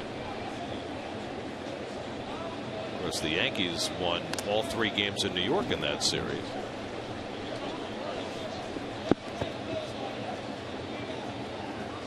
But Randy Johnson was huge in Game 6 and then came out of the bullpen to save Game 7 or get the win, I guess. Yep. Bird is 0 for 2 and he takes it low. Ball and a strike. Mark Grace led off that 9th inning with a base hit. And the big hit, of course, by Gonzalez. And Craig Counsell, who had scored the winning run in a World Series for the Marlins 4 years earlier, was in the middle of that winning rally for the Diamondbacks in that bottom of the 9th. That and the big hit that no one really remembers, but he was a fine player, just didn't play as long. Tony Womack. Yeah, he tied it up. Yeah.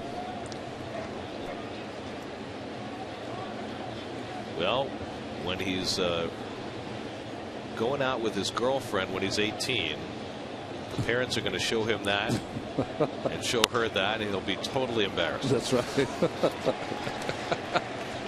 Bird with an opposite field hit. That's only the 4th hit off Chris Capuano, and the Cubs have a 1-out base runner. But then when he's 30, he'll appreciate it. He'll love it again. Yeah.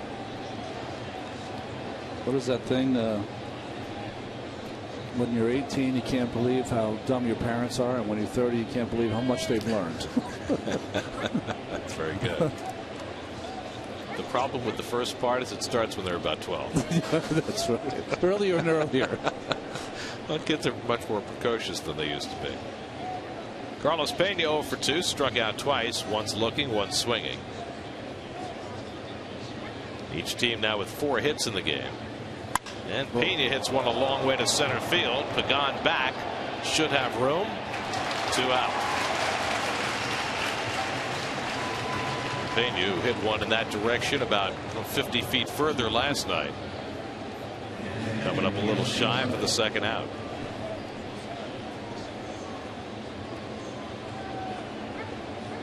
Here's Giovanni Soto with 2 out and a runner at first. Over the course of the season, this has been the troublesome inning for Chris Capuano. In fact, his 6th inning ERA this year, 9. It's a lot of games where he's thrived early in the game, only to have this inning blow up on him. In fact, of the 22 home runs he's allowed this year, 8 of them have come in the 6th inning. And beyond that, even worse. Soto's been on twice today with a single and a walk, scored a run in the 5th. A ball and a strike. It's been a nice bounce back performance for Capuano, who had such a struggle in Florida his last time out. Hasn't had any run support today, but he's given up just 1 earned run. Bird with a very short lead, and yet Chris throwing over.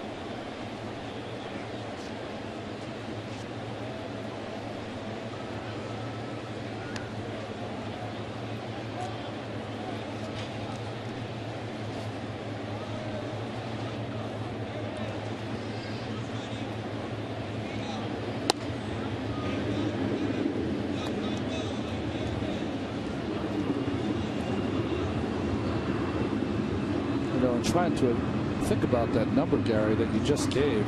Certainly it isn't because he runs out of gas. He's as finely conditioned as anyone on the starting staff for the Mets. I think when I watch Capuano,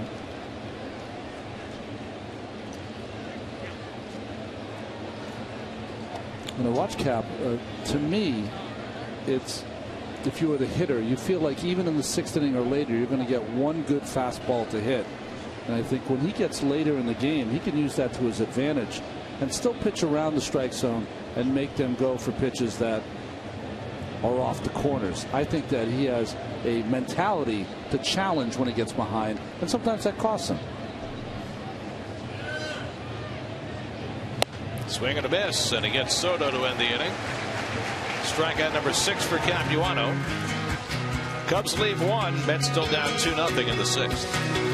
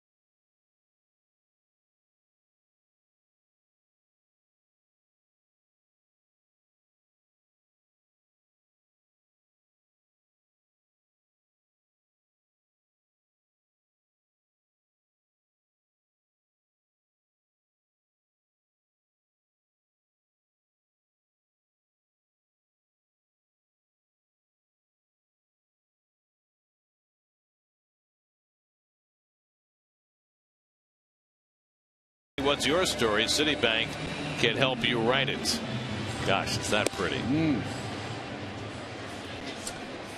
Out there on the terrace in front of the Acela Club. That's where I want to sit for a game one of these days when I have a day off. The Acela Club? Yeah, well, outside on the terrace there. Well, Keith didn't tell us until he came in the booth the other day. He did the second game of the doubleheader. I did the first, but he had a meal in the Acela Club before doing the second game. He said it was fantastic. Now, behind the glass or al fresco? Well, no, behind the glass. See, that's me right there, without the tie dye, and maybe without the purple hat. But that the hands on the head and the feet on the chair. You're telling me you never wore tie dye? No, I was never a tie dye. No, okay, all right.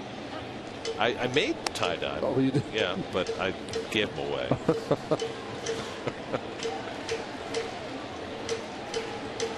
Ruben Tejada leading off the home 6th inning. You tie-dye guy? No. Bouncing ball for Castro, plays it on the backhand and guns down Tejada. I guess he was showing Ruben how to make that play. That's the one that Ruben has been trying to learn, coming in to his right and making the backhand. A little more sense of urgency there for Castro. Nice. Well, Wells has retired the leadoff hitter in 5 of the 6 innings. Got a lot of ground balls. 17 first pitch strikes to 20 batters. So he's been on his game again today. Pitching scoreless baseball into the 6th. Here's Duda, who has one of the Mets' 4 hits today, and he turns one around, and that's going to go up in the promenade in right field. That's a very unusual place for a left-hand hitter to hit a foul ball. You go to baseball today? I thought your seats were down the right field line. Yes. Duda hit it. Pulled it.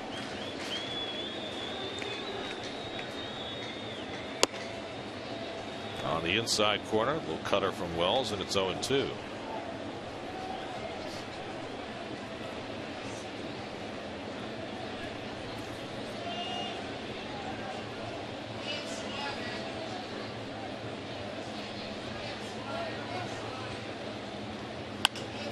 Little flare behind shortstop, coming on Soriano, and he can't get it. And Duda will go to second. Well, Soriano had no chance to catch that ball. That's when he's got to play on a hop. And he gives Duda an extra base. Well, chance for the Mets to get back in this ball game. Really jammed was Lucas here, but he's so strong. He's able to get that ball to the outfield. Soriano, who doesn't have any range, runs through it, and Lucas reacts by taking second base. Well, that's just a bad baseball play.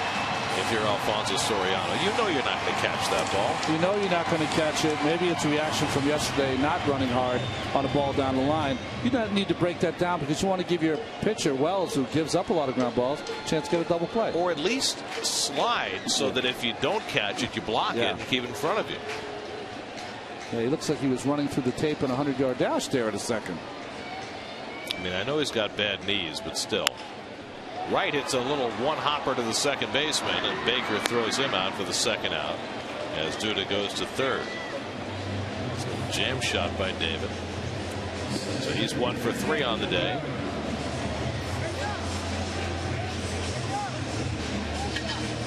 And now Angel Pagan will try and get the Mets on the board with Duda at third and 2 out. Angel's 0 for 2. He's lined to the pitcher and into a fielder's choice. Then stole a base in the 4th inning, his 30th steal of the year. So far today, whatever baseball Randy Wells has had, he's made good use of. Isn't that interesting? He jams the hitter right. It's a one hopper second baseman for an out, and he throws the baseball out. Yeah, well. You pitchers, you're a funny lot. Oh, gee, and it doesn't change for years. You know, sometimes though you jam a guy so bad to get the ball back there, it's kind of egg-shaped. It's been, I don't know, kind of deformed, the baseball. Ovoid. Yeah, ovoid. There you go. As the Pagan hits one out to right, chasing Johnson back, shading his eyes, having trouble, and he makes the catch. Well, that was an adventure for Reed Johnson, retreating and battling the sun, but he hung with it, and Pagan is retired to end the inning. 2-0 Cubs after 6.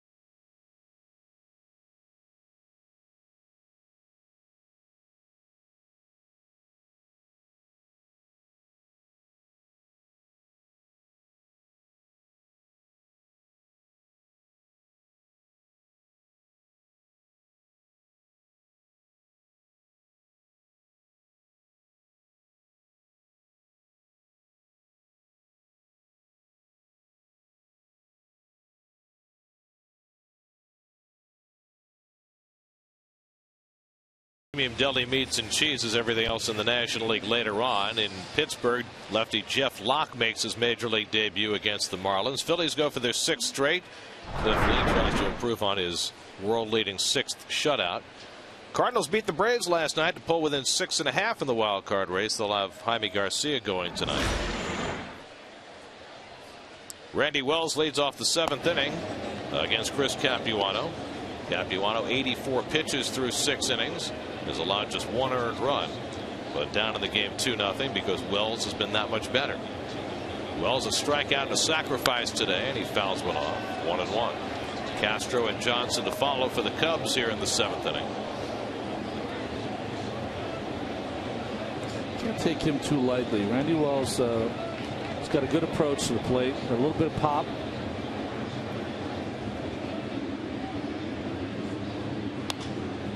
And he pops this one up. Speaking of pop. Reyes puts it away for the first out.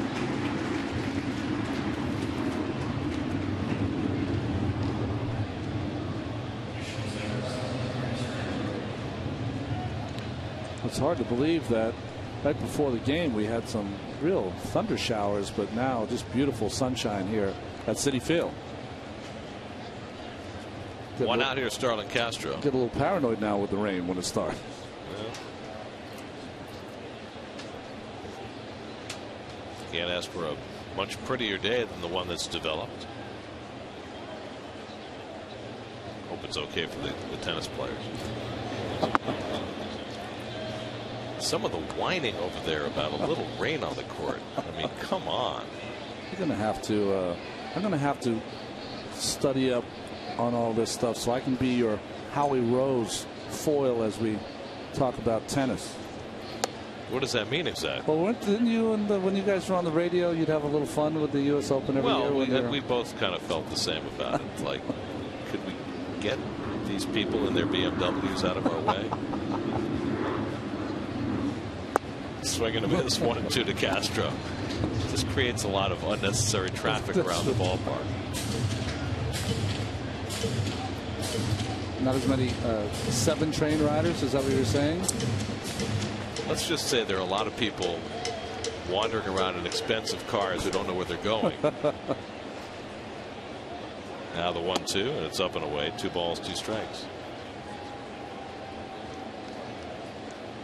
And as I was reading about the ticket issues they were having yesterday, I was trying to visualize what that would have been like. Lined into center field, a base hit for Castro, so he has his second hit of the game. 186 hits now for the National League's leading hit maker. You know, you're not talking about your hoi polloi getting turned away at the turnstiles. You're talking about, you know, people who are used to getting what they want. A real bonfire of the vanities over there. Exactly.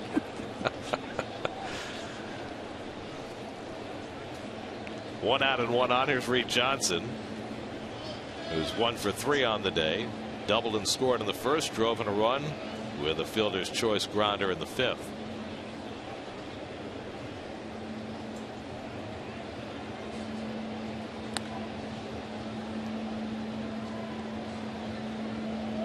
See, here we generally go a little lighter on, you know, the tennis bashing, because our regular producer Greg Picker is, you know, he's a tennis aficionado. Well, Pick's not here today. Beautiful.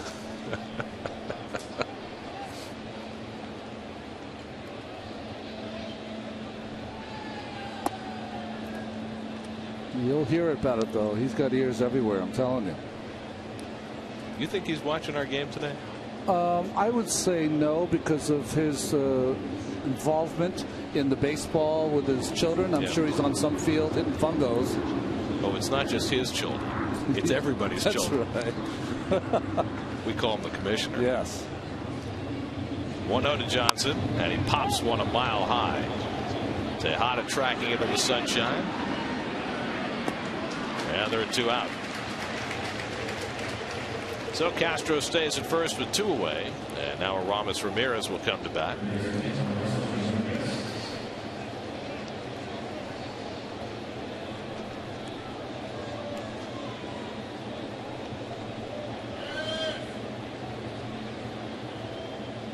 Ramirez has popped up twice and grounded into a fielder's choice, 0 for 3.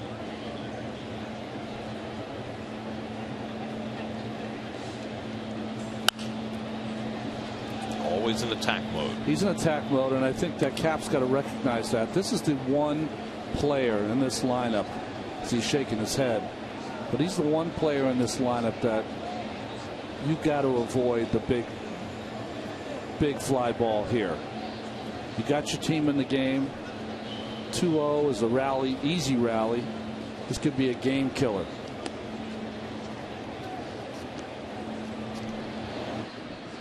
Ramirez with 24 home runs this year. We mentioned earlier how the Cubs have hit their share of home runs, and they've got older players doing it.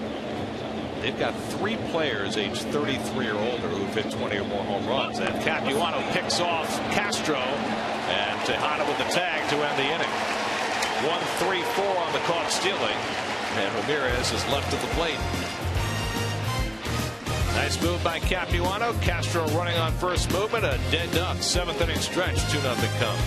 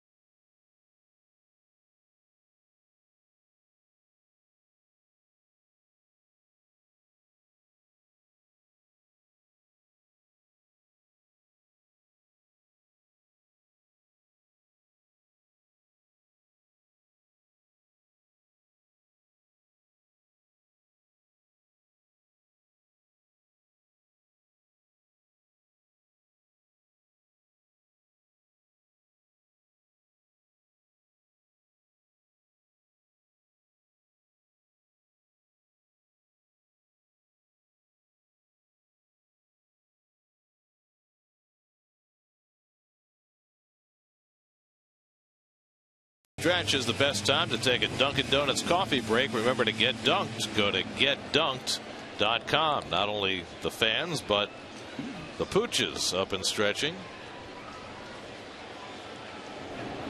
Jason Bay leads off the home 7th against Randy Wells and takes ball 1. Bay's been up twice, grounded out to the left side both times. When he came up in the 4th inning, the Mets had 2nd and 3rd and 2 out, and Bay hit one over toward the hole and short. Now Castro was playing over that way, and he's playing over toward the hole again. Smart move the way Bay's been pulling the ball lately. And he hits another one in the same spot. This time Castro on the backhand gets rid of it quickly, but he's safe. Well, Castro almost didn't throw him out the last time, and that was going to be my point, because Bay runs so hard down the line. The Mets almost had 2 runs. This time nobody on base, and Bay beats it out. I will say, though, Castro got rid of that much quicker. Just the hustle of Bay. Beat that play. So that extends Jason's hitting streak to 9 games. You know, what that should tell Castro, though, Gary, you should come and get that baseball. You can't play it on that big hop when Bay's running.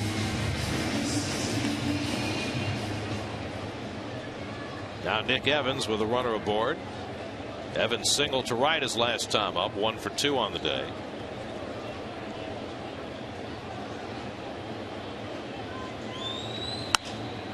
It's another one out to right, and Johnson looking through the sunglasses. Oh, and he had trouble with that one as well. Boy, the last couple of fly balls to right field, Reed Johnson has really had to battle that sunshine. Got the glove up, the shades, and plays it off to the side. Well, can't fault him. He's got the shades on. The other way you can try to catch those guys, try to get your body sideways so the sun is kind of on the side of you. You shield it with your glove and it makes it a little easier, but he's like, boy, I told him I wanted to play, but I don't know about today. Well, that is the Sun Field here at Citi Field. The sun sets behind the third base stands and right in the right fielder's eyes. Mike Nikias takes a strike.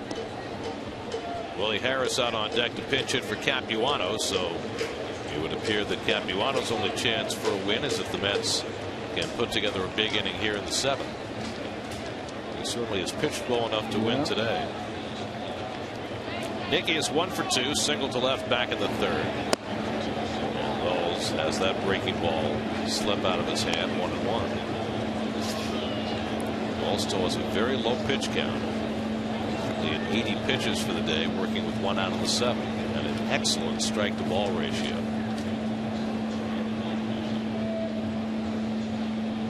Bay stole a base last night, has 11 for the year. And Nicky hits a double play ball right at Ramirez. Baker with a turn, this time on target, and they turn the 5-4-3 double play to end the inning. A 6-pitch inning for Randy Wells. He's thrown 7 scoreless. On to the 8th we go at Citi Field, 2-0 Cubs.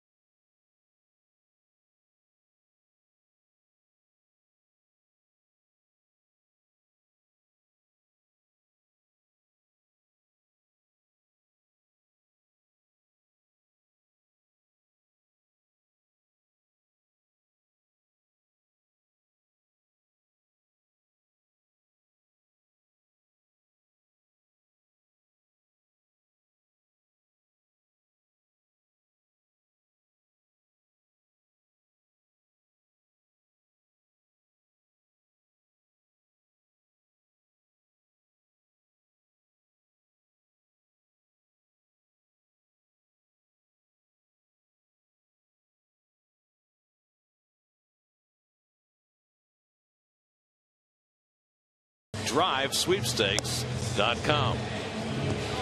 What's the name of that movie? Drive. He said. Chris Capuano out after 7 terrific innings today. Ryota Igarashi will pitch the 8th. Well, Igarashi coming in here, important inning for him to continue what Capuano did. Capuano outstanding, 7 innings, 5 hits, only an earned run, 95 pitches in that work. Igarashi last pitch in the first game of the doubleheader on Thursday. Not a good outing for him. Gave up a bloop single and a couple of walks, and wound up being charged with a run. Capuano threw 95 pitches over 7 innings, allowed 2 runs, only 1 earned on 5 hits, a walk, 6 strikeouts. But he's on the short end of a 2-0 score because Randy Wells, who is in the hottest streak of his career, has been better. Part of the batting order for the Cubs: Ramirez, Baker, and Soriano, 3 right-handed bats up against Igarashi. And with Baker due up next, Tony Campana, a left-hand hitter, has come out on deck to be a pinch hitter. Ramirez 0 for 3 today. He was at the plate when Castro was caught stealing to end the last inning. Now, I'm assuming Castro ran on his own, but the Cubs had a situation there where they might have had a chance to break the game open with Ramirez at the plate. Yeah, you got to be thinking better than that. You got a good matchup, left-handed pitcher Capuano against your best home run hitter, your best power hitter. Give him a shot to do something big. There's so many little nuances, Gary, when you play this game, other than the physical part of scooping up ground balls or catching a pop-up or getting your base hits, that separate the good players from the superior players. Popped up. Evans flips the glasses. He had a lot of work over there in foul ground. 1 away. Now you'll have to answer me this. the flip down sunglasses make all the sense in the world. Yeah. Right? Because you're not looking into the sun, you have them up. Pop-up goes up, you flip them down, now you have the sunglasses on. How come not every player wears flip down? Because we have a whole generation of players that have grown up without flip down, so they are almost fearful of using them. Sometimes you just put them on top of the hat.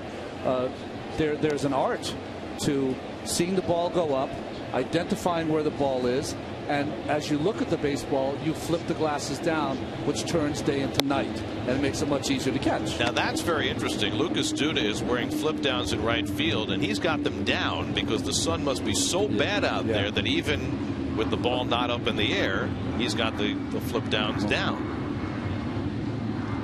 Tony Campana pinch hitting, fouls it off. See him, he keeps lifting them up and back, seeing which view is better, and the best is to have them down right now. I'm not sure I've ever seen that before. I always thought flip downs, now, you know, I grew up as a kid playing other positions than pitching. I thought they also looked cool. Cool. Incredibly cool. With the eye black and the flip downs. Come on. Doesn't get any better than that. Campana, very speedy left-hand hitter, takes a strike. You know, maybe a batting glove sticking out of your back pocket. You know, the whole style thing. Yeah, but styles change. That's right. You know, we used to wear our pants just hiked up so. That's right. Now it's about taking the elastic out of the pants so that they can droop around your shoes. Campana takes one the other way, but just foul. You watch guys in the clubhouse taking the elastic out from the bottom of the baseball pants and stretching them as much as they possibly can so those pants go as far down as possible, well, sometimes over their spine. Well, they'll stretch them by putting them over their shoes, like the bell bottoms you and I used to wear, and walk around the clubhouse. There you go. Now some guys will pull them down even further and hook them over a spike. That's right. Crazy. Or just, you know, another generation. Campana late on the fastball, and Igarashi has a strikeout. Very nice first 2 outs here for Igarashi. That's something you don't usually see from him. See this running fastball? It's supposed to be inside, okay?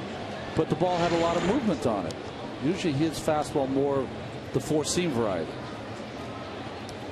So he's retired the first 2 here in the 8th, and now Soriano, who's 0 for 3. Struck out, flied out, fouled out. Now Soriano's old school. Got the high socks. He's always gone with that look. But you know, those socks right there are more like the soccer socks. Yeah. The all sports socks. There you go. No stirrups. That was big in the I guess it was late 80s, early 90s, the solid sock. Of course, you had that interim period where you had the fake stirrup, where you get the white sock with the line painted on the side. That was so tired. Oh my God, awful. Well, because you started out, you know, with the ankle chokers, as Keith calls them, with the low stirrup, and then everybody went to the high stirrup where you could only see the lines on the side of the white sock. So once they got to that point, people figured, well, what's the point of bothering with the stirrup? I'll just wear a sock with a line on the side. Well, the line on the sock was for the lazy person that didn't want to take the time out to really put on the uniform properly. David has the soccer socks too. He lifts those pant legs up on day games, wears them down during the night games. Yeah, but he's changed part of his look for the day games. He's not wearing the orange shoelaces anymore. Soriano socks one toward the gap, and that'll be an extra base hit. Soriano lopes into second with his 23rd double of the year. Well, he is a free swinger and also has tremendous power. That big leg kick and the connection, just a linea out there to left center field. Angel said, I got it. Now we'll get a pinch runner for Soriano. This will be DJ LeMahieu, who pinch ran in the game last night as well. Game changes in September. You've got all those extra players, so you see more pinch running. And they like to get Soriano out of there for defense anyway, late with the lead. You know, the only problem you have with those kind of moves is that it induces you entices you to make those moves, but it's only a 2-0 game. Marlon Byrd 1 for 3 and he fouls one off. So you're taking one of your best hitters out of the lineup, which probably only matters if you get to extra innings. Yeah. There's Daniel Herrera up in the Mets bullpen. You got the left-hand swinging Carlos Pena on deck, so Herrera getting ready for Pena.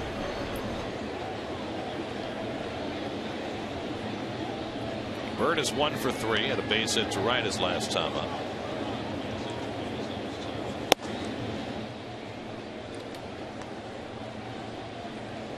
Something we haven't seen, Gary. Did you notice that by Igarashi? A little cutter or half slider there. It's mostly been, in his time here with the Mets, a four-seam fastball, overhand curveball, and that split finger.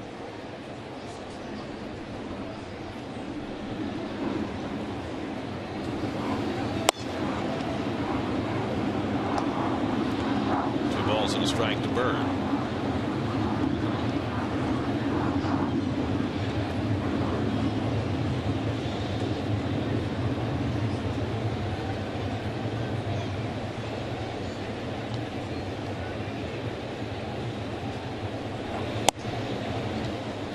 Splitter a little high, 2-2. Make it 3-1.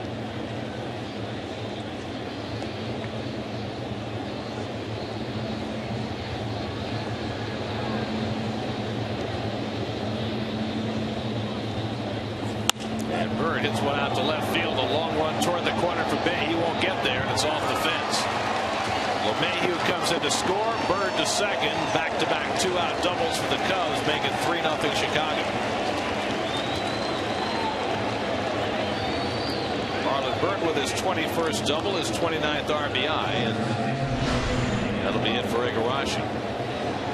Well, a little breaking ball. We talked about it before the first game. Byrd is just an outstanding breaking ball hitter. That's where most of his power is, of course. And Chicago scores their third run. So Daniel Herrera will come in to replace Igarashi to face Carlos Pena. The call to the bullpen brought to you by Metro PCS. Get the Huawei M835 Android smartphone for just $29. 3-0 Cubs. We'll be right back. It's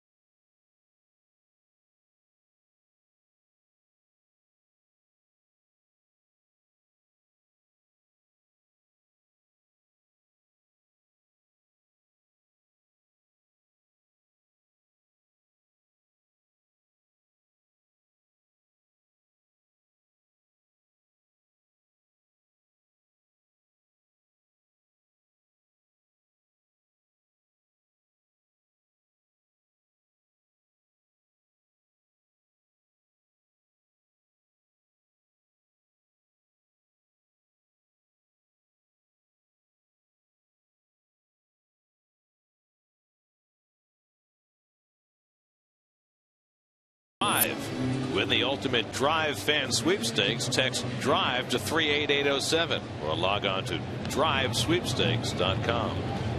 Driving again, huh? Drive all night. Danny Herrera has been very impressive since coming over to the Mets. Yeah, he really has. He came over to the Mets, of course, in that Francisco Rodriguez trade. coming over from Milwaukee. Did a lot of his best work when he was in Cincinnati. Worked a hitless inning in his last outing on Thursday against the Braves. Comes in here to face Carlos Pena with a runner at second and 2 out. Pena 0 for 3 today, and he takes a strike. Well, Igarashi started well, retired the first 2 hitters, but then back-to-back doubles to Soriano and Bird to enable the Cubs to stretch their lead. And when he came off the mound, Terry Collins came over along with Igarashi's interpreter Mike Peters, and they got into a very lengthy discussion about what had just transpired.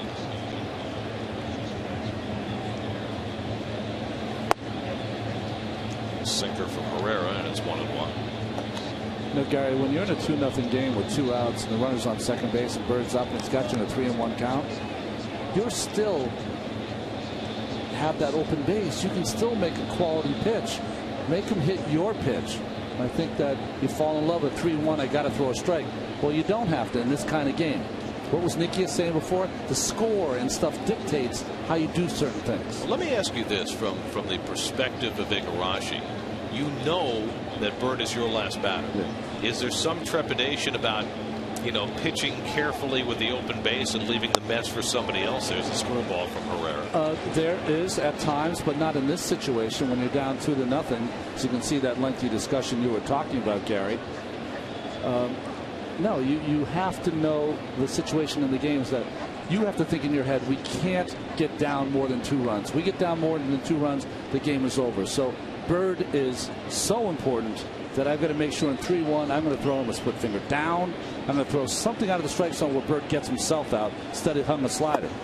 And Herrera comes in and strikes out Pena to end the inning. Well, he showed him the whole kitchen sink there, didn't he? Fastball, screwball, curveball. Herrera gets the job done. 3-0 Cubs.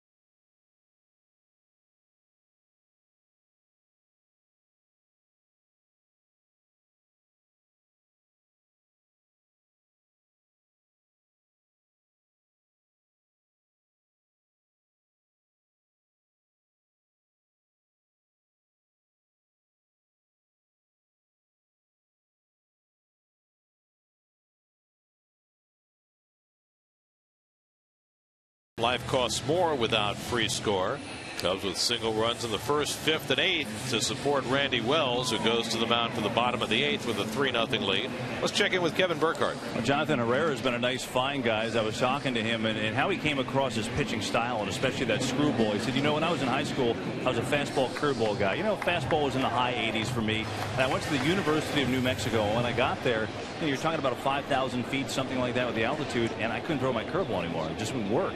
So I tried to tinker and tinker and tinker, and essentially I started going down and dropping down and throwing a sinker. That was number one. And then just out of, you know, trying different things, I started pronating a little bit more and turned that curveball into a screwball, and it started working. So that's how I kind of got my style that I am right now. He's an interesting guy. He grew up in Odessa, Texas. Of course, the high school he went to, Permian. That's the one featured in Friday Night Lights. He was there. He said he went to games all the time with his grandfather, who had season tickets at the 50-yard line. He was a freshman when Roy Williams, the wide receiver, was there, one of the bigger names to go to Permian. So he's bringing those guts and determination to the Mets. Season tickets to a high school football game? Well, I asked the same thing. Have you ever heard such a thing in your life? But at high school in Texas, Ronnie, they seat 24,000. Wow. You know, around these parts, you get a couple hundred and it's a good day. That's right. 3-1 to Willie Harris, pinch hitting in the bottom of the 8th. Randy Wells has only one shutout and one complete game in his career. He's in position to do that today. Only 85 pitches, but he walks Harris leading off in the 8th. A couple of defensive changes for the Cubs. Tony Campana, who hit, stays in the game in left field, and DJ LeMahieu, who pinch ran, stays in at second base. Hey, Cal. Yeah.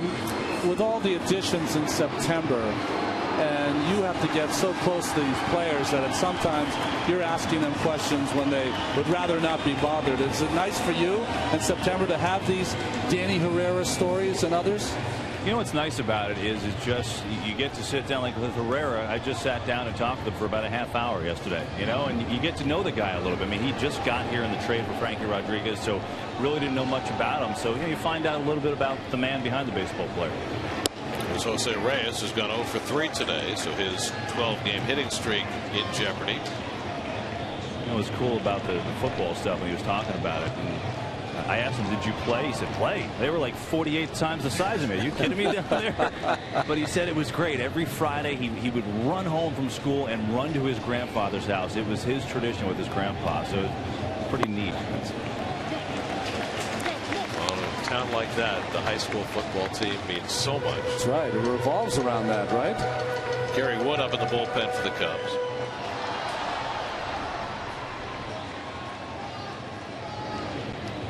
Well, that occurs in other parts of the country too. Even close to home here. Reyes hits one down the line, hooking toward the pole. A foul ball. I don't know if you saw the front page story in the Times the other day about the high school football team in South Jersey that had 4 youngsters killed in a car crash this summer. And just what that team means to that town.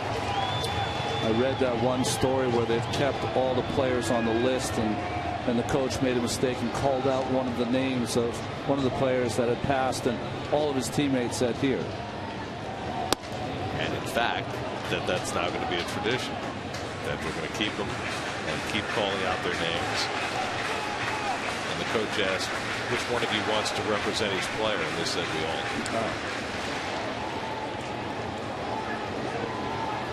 Reyes has grounded out 3 times today. 2-2 from Wells, and the breaking ball down, a full count. So Wells perhaps tiring a little here in the 8th inning, walking Harris, now 3-2 on Reyes. The walk was his first of the day.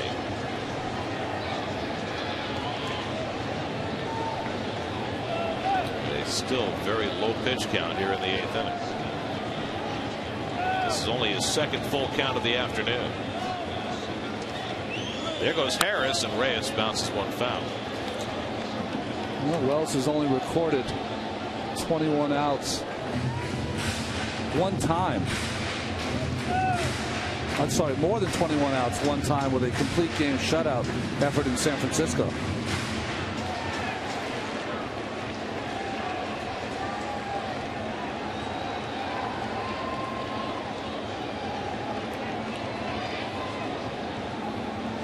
Harris was running on the first 3-2 pitch. Not going this time, and Reyes lines a base hit into right center. That's headed toward the gap. Johnson back to get it. Harris being waved around. He'll score. Reyes pulls in at second with an RBI double, and the Mets are on the board.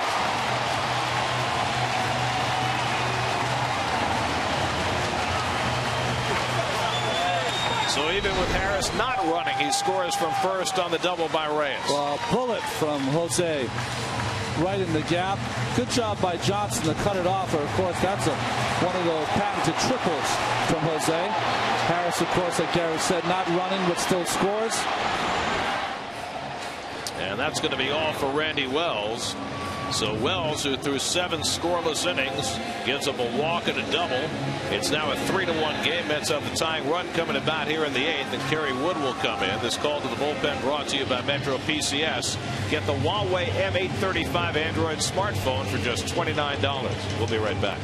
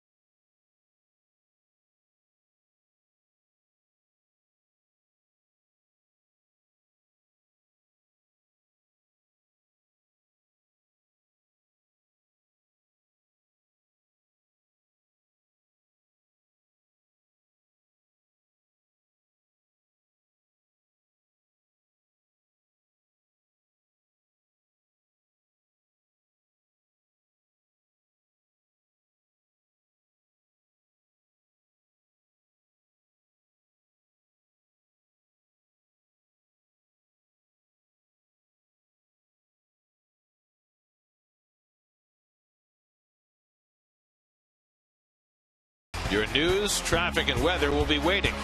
Watch the Pix 11 Morning News weekdays from 4 to 9 a.m. on Pix 11. The veteran Kerry Wood comes out of the Chicago bullpen. Well, one of the greatest pitchers to ever pitch for this storied franchise. As a starter, many amazing games, including that 20 strikeout performance against the Astros, and now in relief. Got off to a great start this year, but he's kind of struggled the last couple of months. He faces Ruben Tejada with a runner at second and nobody out. And Tejada takes off the plate for ball 1. Reyes with the double, his 29th of the year. Now has a 13-game hitting streak.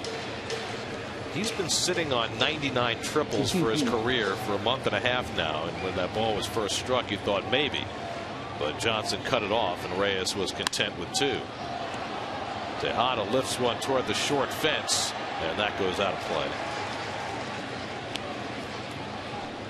It was almost as Reyes came out of the box that he was reading that ball the whole time. If he had thought that it was going to go to the wall, he would have thrown it into third gear. Yeah. Well, maybe that's what it is. He's not going to go to fourth gear right the bat. See how he reads it?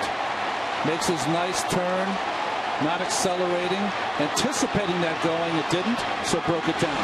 Had his eye on the ball the entire way. Tejada hoops one in the shallow center. That's going to fall for a base hit. Reyes had to hold up, so he'll stop at third. And the Mets have the tying runs on base with nobody out. So Tejada snaps an 0 for 17 with a blue pin. And nice hitting. Head down, hitting the ball the other way. Yes. Did he get it off the end of the bat? But nice approach, hitting that ball to the right side. Gets on now, gets Reyes over. So the Mets poised here in the 8th inning. They've got a run home. First and third and nobody out. And Lucas Duda at the plate. Duda with a hard single to center and a fly ball double to left. 2 for 3.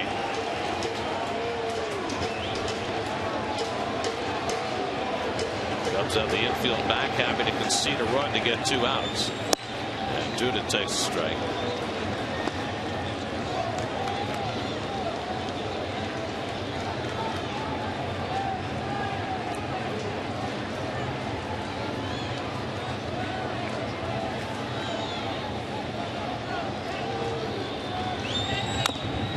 On his hands, and it's 0-2. It's hard to believe that it's 13 years ago now that Kerry Wood burst on the scene, and in his 5th major league start struck out 20 Houston Astros, and his legend was burnished. He won 13 and lost 6 that rookie season in '98, but then the Cubs foolishly pitched him on a cold night in a postseason game against the Braves, and he blew out his elbow and missed all of the following year, and has really arguably never been the same since, despite the fact that he's put together some pretty good years and now has found a second career as a relief pitcher. That first year was by far his most dominant year. Now back with the Cubs for another tour of duty after spending the last 2 years in Cleveland and the Bronx. 0-2 to Duda. Checks his swing, and it's up and away, 1-2. There was such violence to Wood's breaking ball when he first came up. It was just unhittable. I remember Sandy Martinez was the catcher in that game.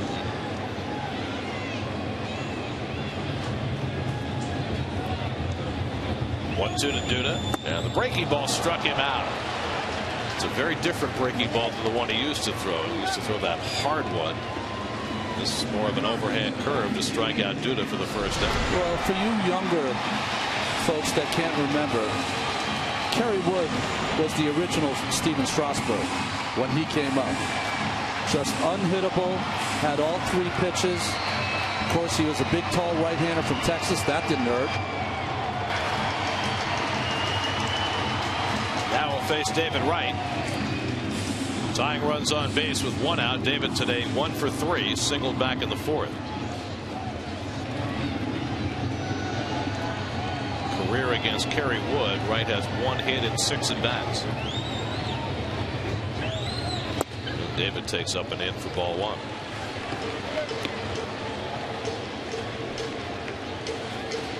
That's were stymied for 7 innings by Randy Wells. Putting together an uprising here in the 8th. Walk to Harris, double by Reyes, single by Tejada. And Wright has to vacate. Well, he came sort of up and sort of in with the first one, further up and further in with the second. Well, after being pounded inside by Randy Wells, add 5 or 6 miles an hour to these pitches from Wood.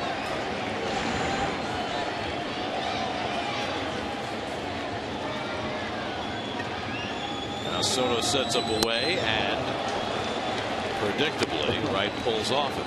2-1. Hard to hit that pitch after he's been buzzed back. Now a little tight slider on the outside part. Perfect pitch. You see David react though after being brushed in. Gets a little angry up there.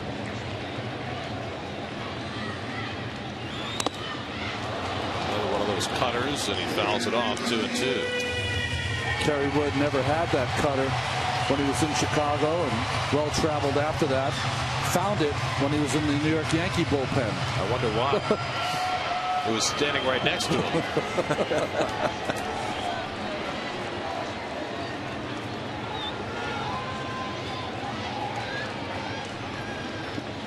2-2 now to Wright.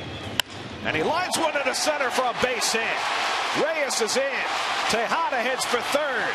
David Wright with an RBI single. Now it's 3-2. And the tying run is at 3rd base.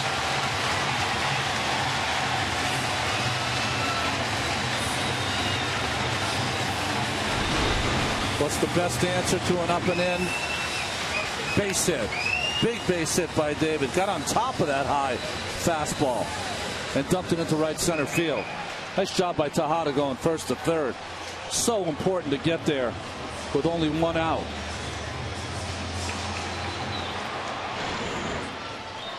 So David Wright with his 2nd hit of the night, his 51st RBI.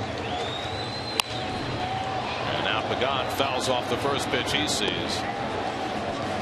So Pagan trying to get that tying run in from 3rd. Angel's been outstanding all year in getting the runner in from 3rd with less than 2 out.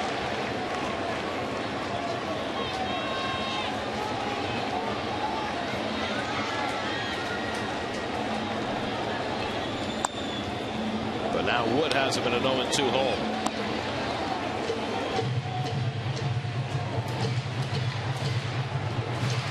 18 of 26, 69%. That is outstanding. But now he's got to fight from behind. Cubs looking for 2 on the infield. Of course, Pagan would be tough to double up from the left side.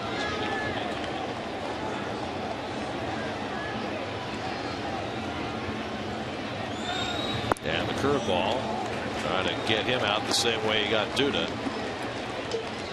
1 ball, 2 strikes. John Davis, bullpen coach, talking to Bobby Parnell, looking at the Cubs lineup, seeing who's coming up in the top of the ninth. Parnell would be the closer today for the Mets if they get a lead. 1-2 to Pagan, and he fouls it off. Just got a piece of that cutter.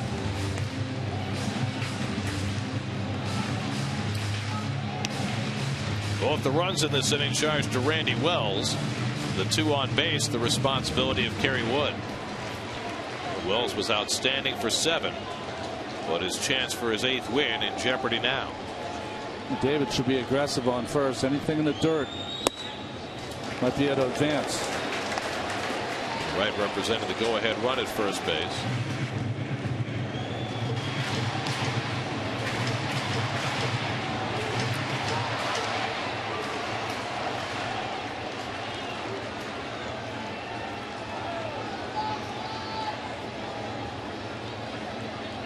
Two and 2 to the former Cub Pagan. And he goes down swinging. A big strikeout for Kerry Wood for the 2nd out.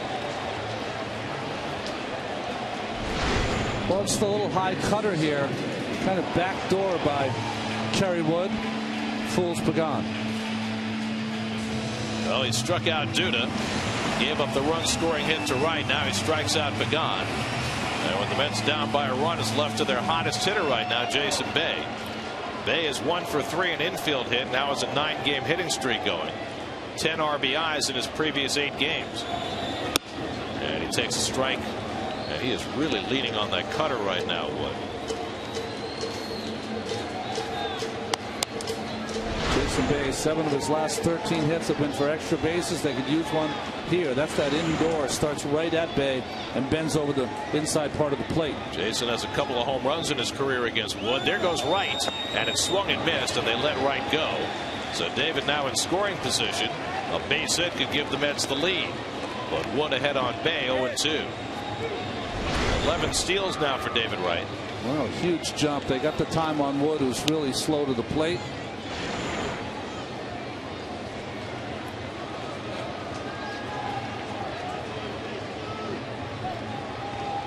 Wood has struck out 2 in the inning, and he's ahead on Bay, 0-2.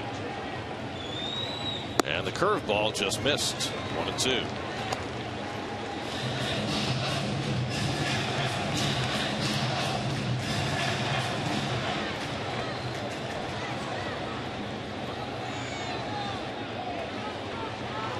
Tejada at third, Wright at second, and 2 out.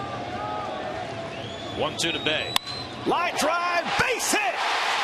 Tejada is in. Wright will score. The Mets take the lead.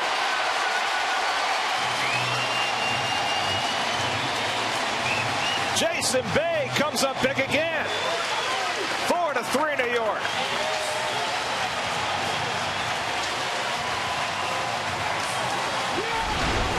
The rejuvenation of Jason Bay. Just a little cutter on the outside part. Instead of hitting that ball to right center, pulls it with a shot over the head of Starlin Castro. A bullet. Right, of course, to that big lead at second base. No play at the plate. So the stolen base comes up huge. They gave Wright second base, and he comes in to score the go-ahead run. And for the 2nd straight day, the Mets have come from 3-0 down to take the lead. And Jason Bay with another 2-hit game. 12 RBIs in his last 9 games. And he is a different guy. And now he's picked off and tagged out by Pena. Bay going the wrong way, and Wood picks him off to end the inning. But Jason doing damage with his bat. After Reyes and Wright had driven in runs earlier in the inning, a 2-out, 2-strike base hit to drive home the tying and lead runs. And we go to the 9th with Parnell on to try and save it. 4-3 New York.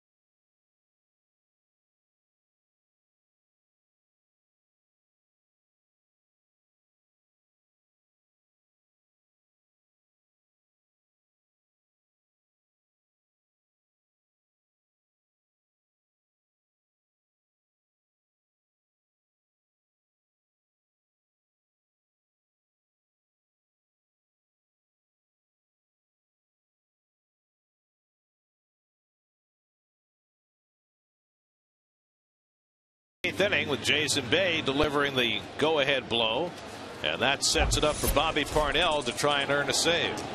Well, he got an out in yesterday's ball game. Did Bobby Parnell? You can see his numbers for the year: 5 of 9. He'd like to have that 6 of 10, by the way, at the end of this inning. And if he can get it, Daniel Herrera would have his first win as a Met. Herrera struck out Pena to end the 8th. These runs belong to him. Giovanni Soto 1 for 2 and a walk today. Brian LaHair on deck to pinch hit, and then Starlin Castro in the 9th. And the first pitch slider taken high for ball 1.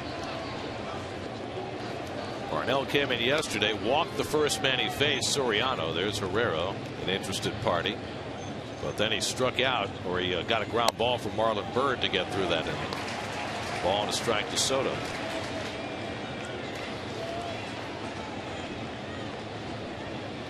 Chris Capuano now off the hook, and that's deserved. Yes. The way he pitched today. Oh, Bobby's dropped his arm angle a little bit. Have you noticed on the fastball and the slider? Going for a little better command and control.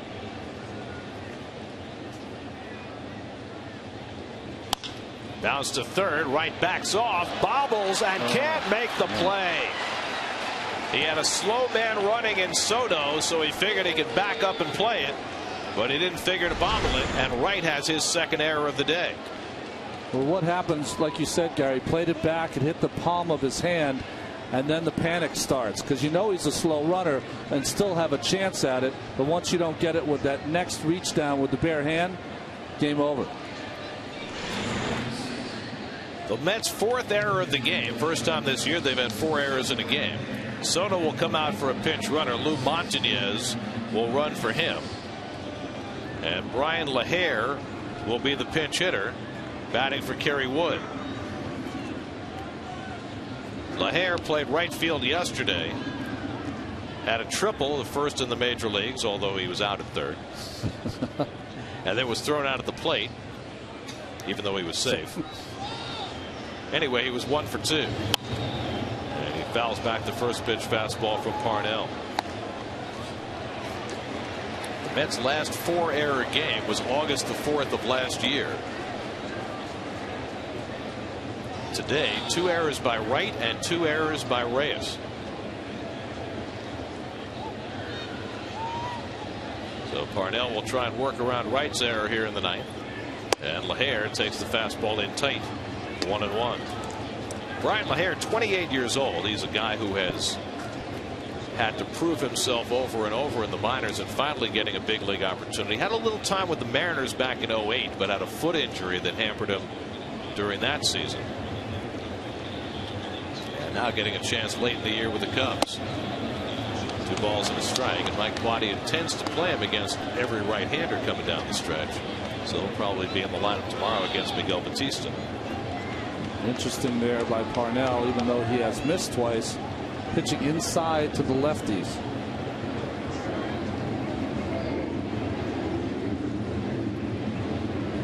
Now it's 2-1 to LaHair, and he fouls it off.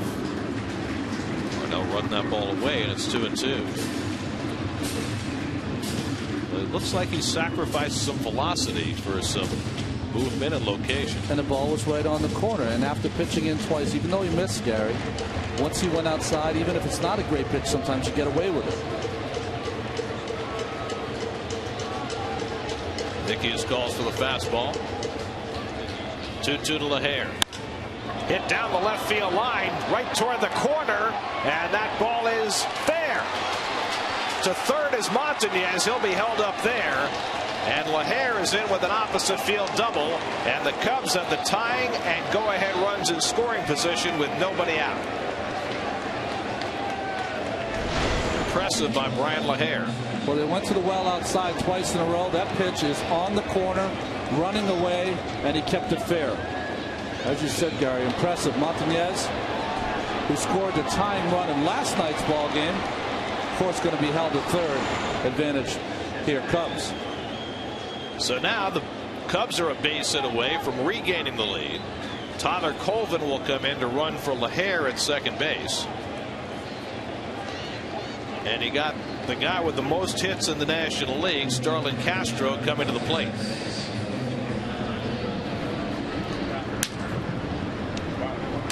So LaHair comes through with a big hit after the right error. So moments after the Mets grab the lead with a 4-run bottom of the 8th, the Cubs poised to try and take it back. Mets will concede the tying run on a ground ball to a middle infielder. Castro 2 for 4 on the day. And he fouls the first one off the end of the bat.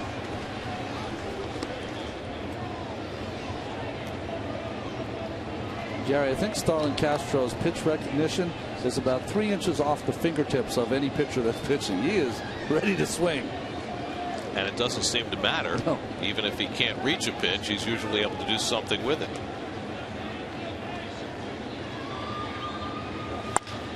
Back to Parnell, makes sure the runner at third isn't moving and gets the first out. That's a huge out for Bobby Parnell. Inside to the left-handed hitter. Here coming inside to Castro. Jams him, makes the play. The runner on third, Montanez, has got to stay and get the out at first base. So now 1 out of the inning. Runner still at second and third. Mets looking into the dugout to see where Terry Collins wants them to play.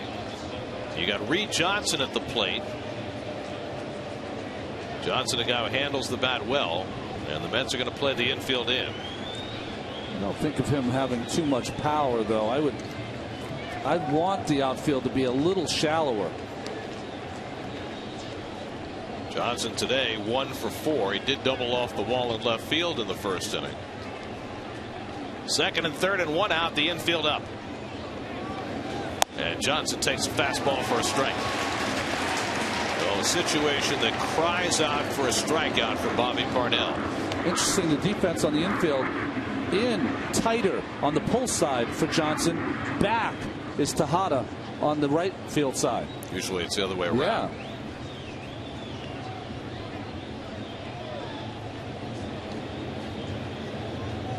Now Parnell with the 0-1. And Johnson foul tips it. It's 0-2. Pure power from Bobby Parnell. Good running fastball inside. Stay in there. Well, sometimes it isn't how many you strike out. It's when you strike them out. And this is where Bobby Parnell has got to try and fan Reed Johnson.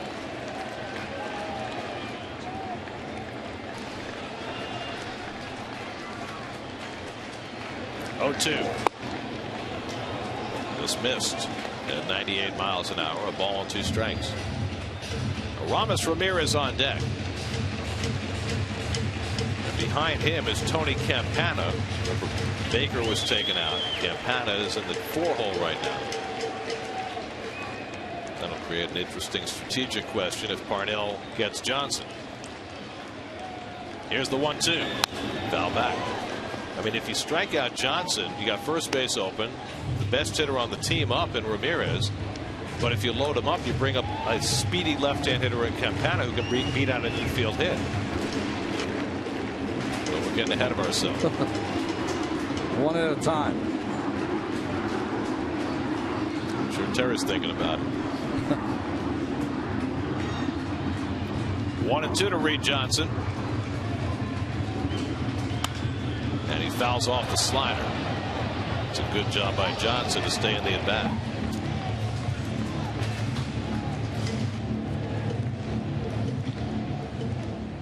You know, Gary, you never know what events will transpire, but the tough start to this inning has put Parnell behind the 8 ball. This might be his best appearance ever if he can wiggle his way out of this. Here's the 1-2.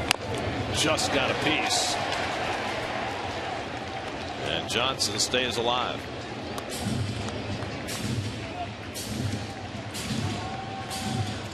I think Johnson has proved he's going to swing at that pitch in.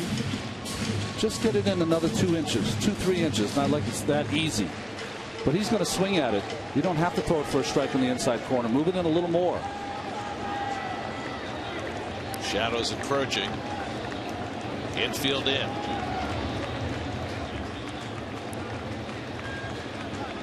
One-two from Parnell, but first time asked for. Johnson asked a little late and got the call from Joe West. That's a tough one. No fault on either West, Johnson, or Bobby. Everyone was poised to go. And I think Joe emphatically got that timeout for Johnson.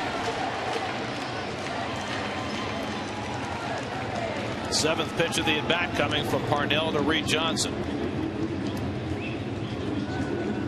Up and away, and a nice grab by Nickius to save a run. Quickness by Nickius. And great agility, the only way he made that play.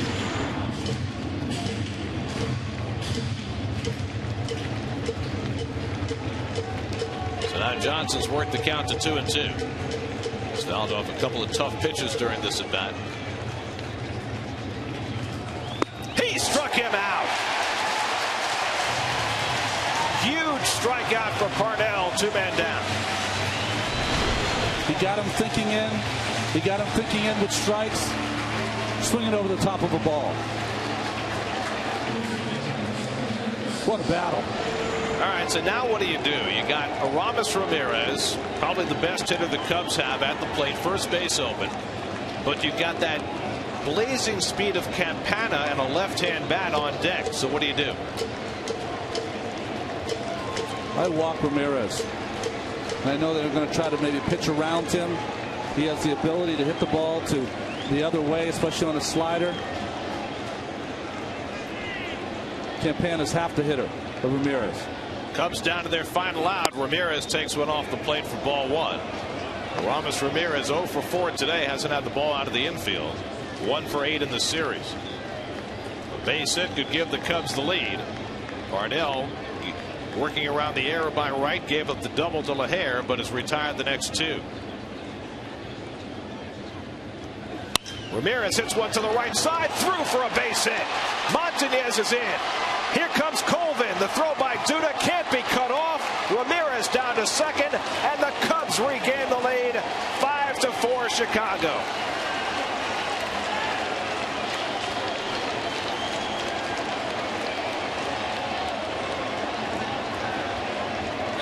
So Parnell gets 2 huge outs, but can't close the door against Aramis Ramirez. Ramirez looking to go that way the whole time. Fastball away. Pretty good spot, but able still to stick that ball to right field. Lots of speed on the bases with Colvin on second. And he scores pretty easily, even though Dude is pretty shallow. And as the play continued, overthrew the cutoff man, not able to pick it up as Nickius. So another blown save for Bobby Parnell. 5-4 Chicago. Now Campana, who struck out in his only at bat. Well, David Wright's error opened the door. Both the runs in this inning unearned, but that's small solace for Parnell, who was right on the verge of getting through it. 1-1 to Campana. For Parnell, his 5th blown save, including his last 2 opportunities.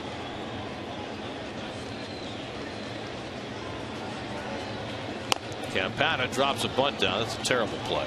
Runner at second and 2 out. You can't be bunting for a hit. What is he thinking? Well, I saw Robbie Alomar try that too. So. And what was he thinking? He was just ridiculous. I mean, in that situation, you have one responsibility, and that is driving the guy from second base. And you got another young player in DJ LeMahieu on deck. It's not like you have, one of your big boppers. I don't care how young you are. No, everyone knows that's a bad play. Little tapper. Wright knows he has to hurry against Campana's speed, and does to end the inning. But 2 unearned runs. Ramirez with the big 2-out hit drives into tying and go-ahead runs for Chicago. 89 RBIs for Aramis Ramirez, and a 5-4 Chicago lead as we go to the bottom of the 9th.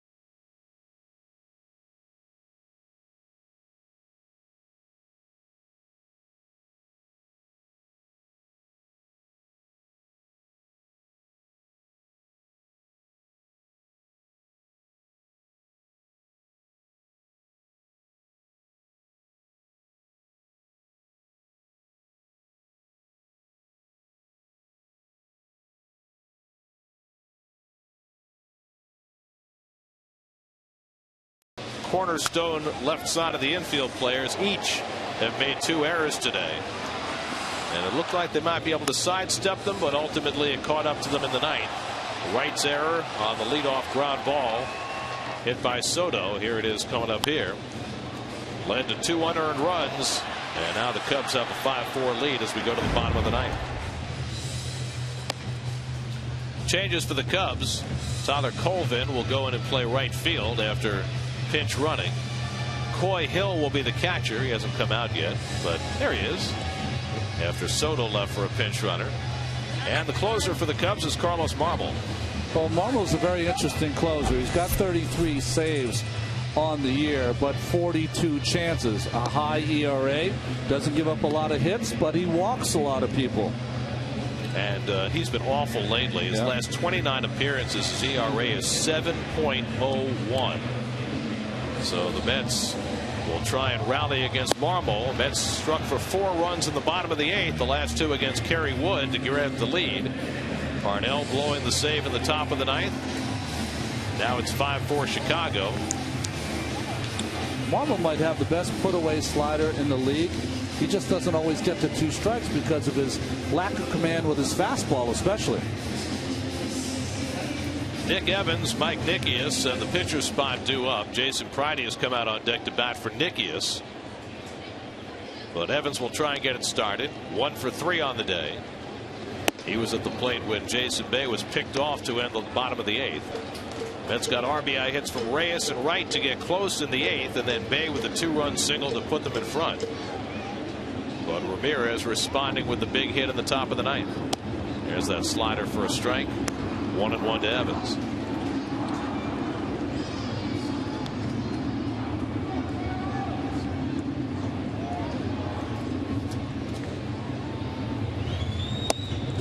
And again, 1-2. Cubs outfield playing deep, no doubles in a 1-run game in the 9th. Shadows starting to encroach. Still not a factor in the pitcher-batter relationship, but that could change soon. 2-2 now to Evans. Marmol in the 2010 season, most of the strikeouts come on his slider. 77 2/3 innings, 138 strikeouts. But now he's gone full to Evans.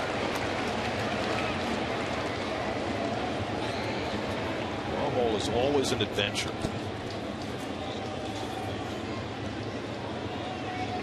40 walks in 66 innings. 3-2 to Evans, and he checks his swing. He went around on the slider off the plate, and Marmol fans Evans to start the last of the 9th. Well, we talked about it, as good as any in baseball. That starts on the inside corner, ends up about 2-3 inches outside, and Nick could not check his swing. That's the breaking ball Kerry Wood threw when he first came up. Yeah. That same thing that would sweep right across the plate. So now Jason Pridey, who scored the winning run after pinch running in last night's game, comes up as a pinch hitter with 1 out in the 9th. And he takes up and away for ball 1. Josh Tolley is out on deck to pinch hit for Parnell. If anybody gets on, Reyes will get another turn.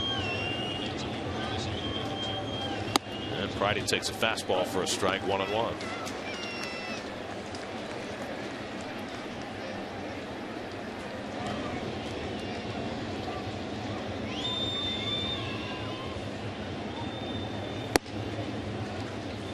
Two balls and a strike to Pridey, hitting at .225 on the year. Jason 3 for 21 as a pinch hitter. And that one gets away from Marmol. Just a bit outside. That was like Pridey, little pitch back from the day. Off the screen and made a play. It's like Keith. That's right. That ball off the spectators' hands last week.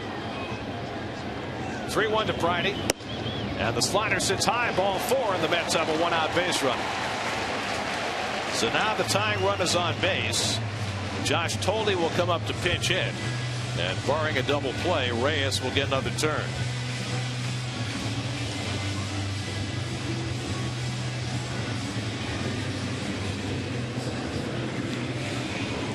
Josh started last night behind the plate, went 0 for 3 in a sacrifice, hitting a .260 on the year, 1 for 10 as a pinch hitter. If you're patient with Marmol, that patience might well pay off, as it did for Friday. 1 out, 1 on. Last of the ninth, Mets down a run.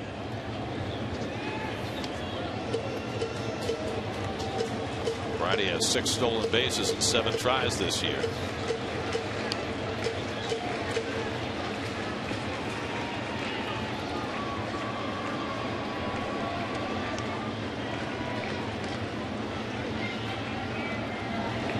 And Tolley takes the slider for a strike. Marmol is very easy to run on. He's given up 10 steals in 11 tries. That's a lot of steals against a closer.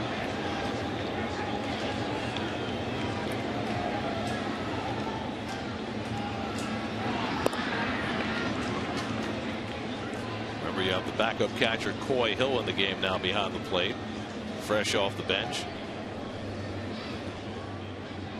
You also have to be aware, if you don't get a good jump, stay out there in case you get a ball in the dirt. That slider in the dirt might allow you to advance. And that one right at the feet of Tolley. I don't know how he got out of the way. Marmol's asking if he swung. I don't know what he's looking at. I don't think so. Jeez. Get back on the mound, He's son. lucky it's not first and second. Yeah. It just missed Josh's thigh.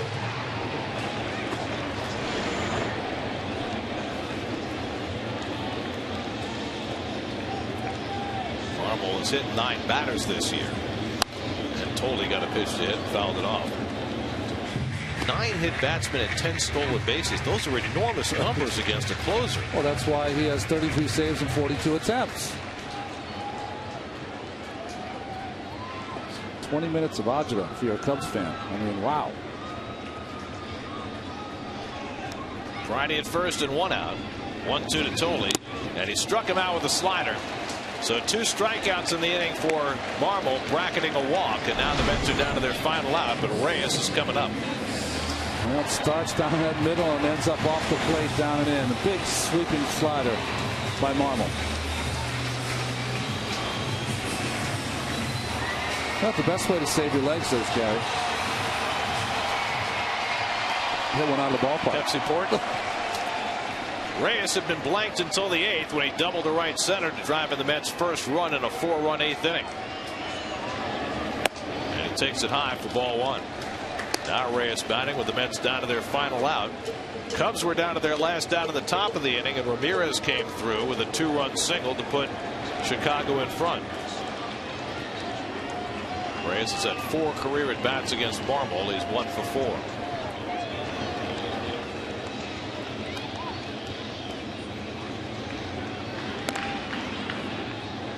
And Marmol just doesn't have much of a move. So Friday, I think, I'd have a little bigger lead. Made a big difference with Wright getting that base earlier in the game. And Reyes takes the fastball for a strike. 1-1.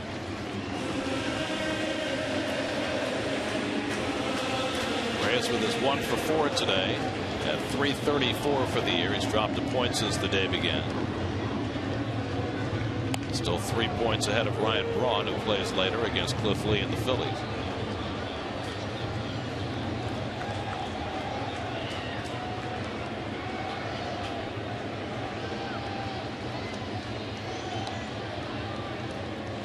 Now the 1-1. And Reyes pulls it off the glove of Pena, recovered by LeMahieu, and he throws him out to end the game. Well, Pena couldn't hold the line drive, but LeMahieu makes the play, and the Cubs win it to even the series at a game apiece. A strange end to this one.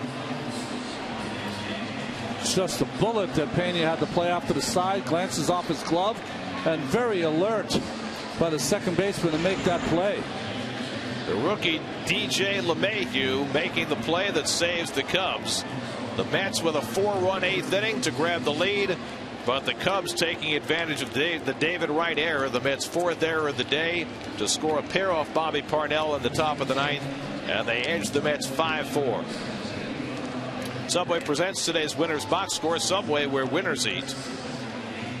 And there is the Cubs box score. Ramirez with the big hit, 1 for 5 on the day, but his 2-run single with 2 out in the top of the 9th provides the difference for Chicago in their 5-4 win. Well, a lot of fight in the Mets, but more fight from the Cubs there late in the game. The errors were the big sign for the Mets this afternoon, and the 5th blown save now for Bobby Parnell. 3 of the 5 runs for the Cubs were unearned today. Parnell takes the loss. Marble saves it. Another good day for Jason Bay, but the Cubs win 5-4. We'll be back to Citi Field in a moment.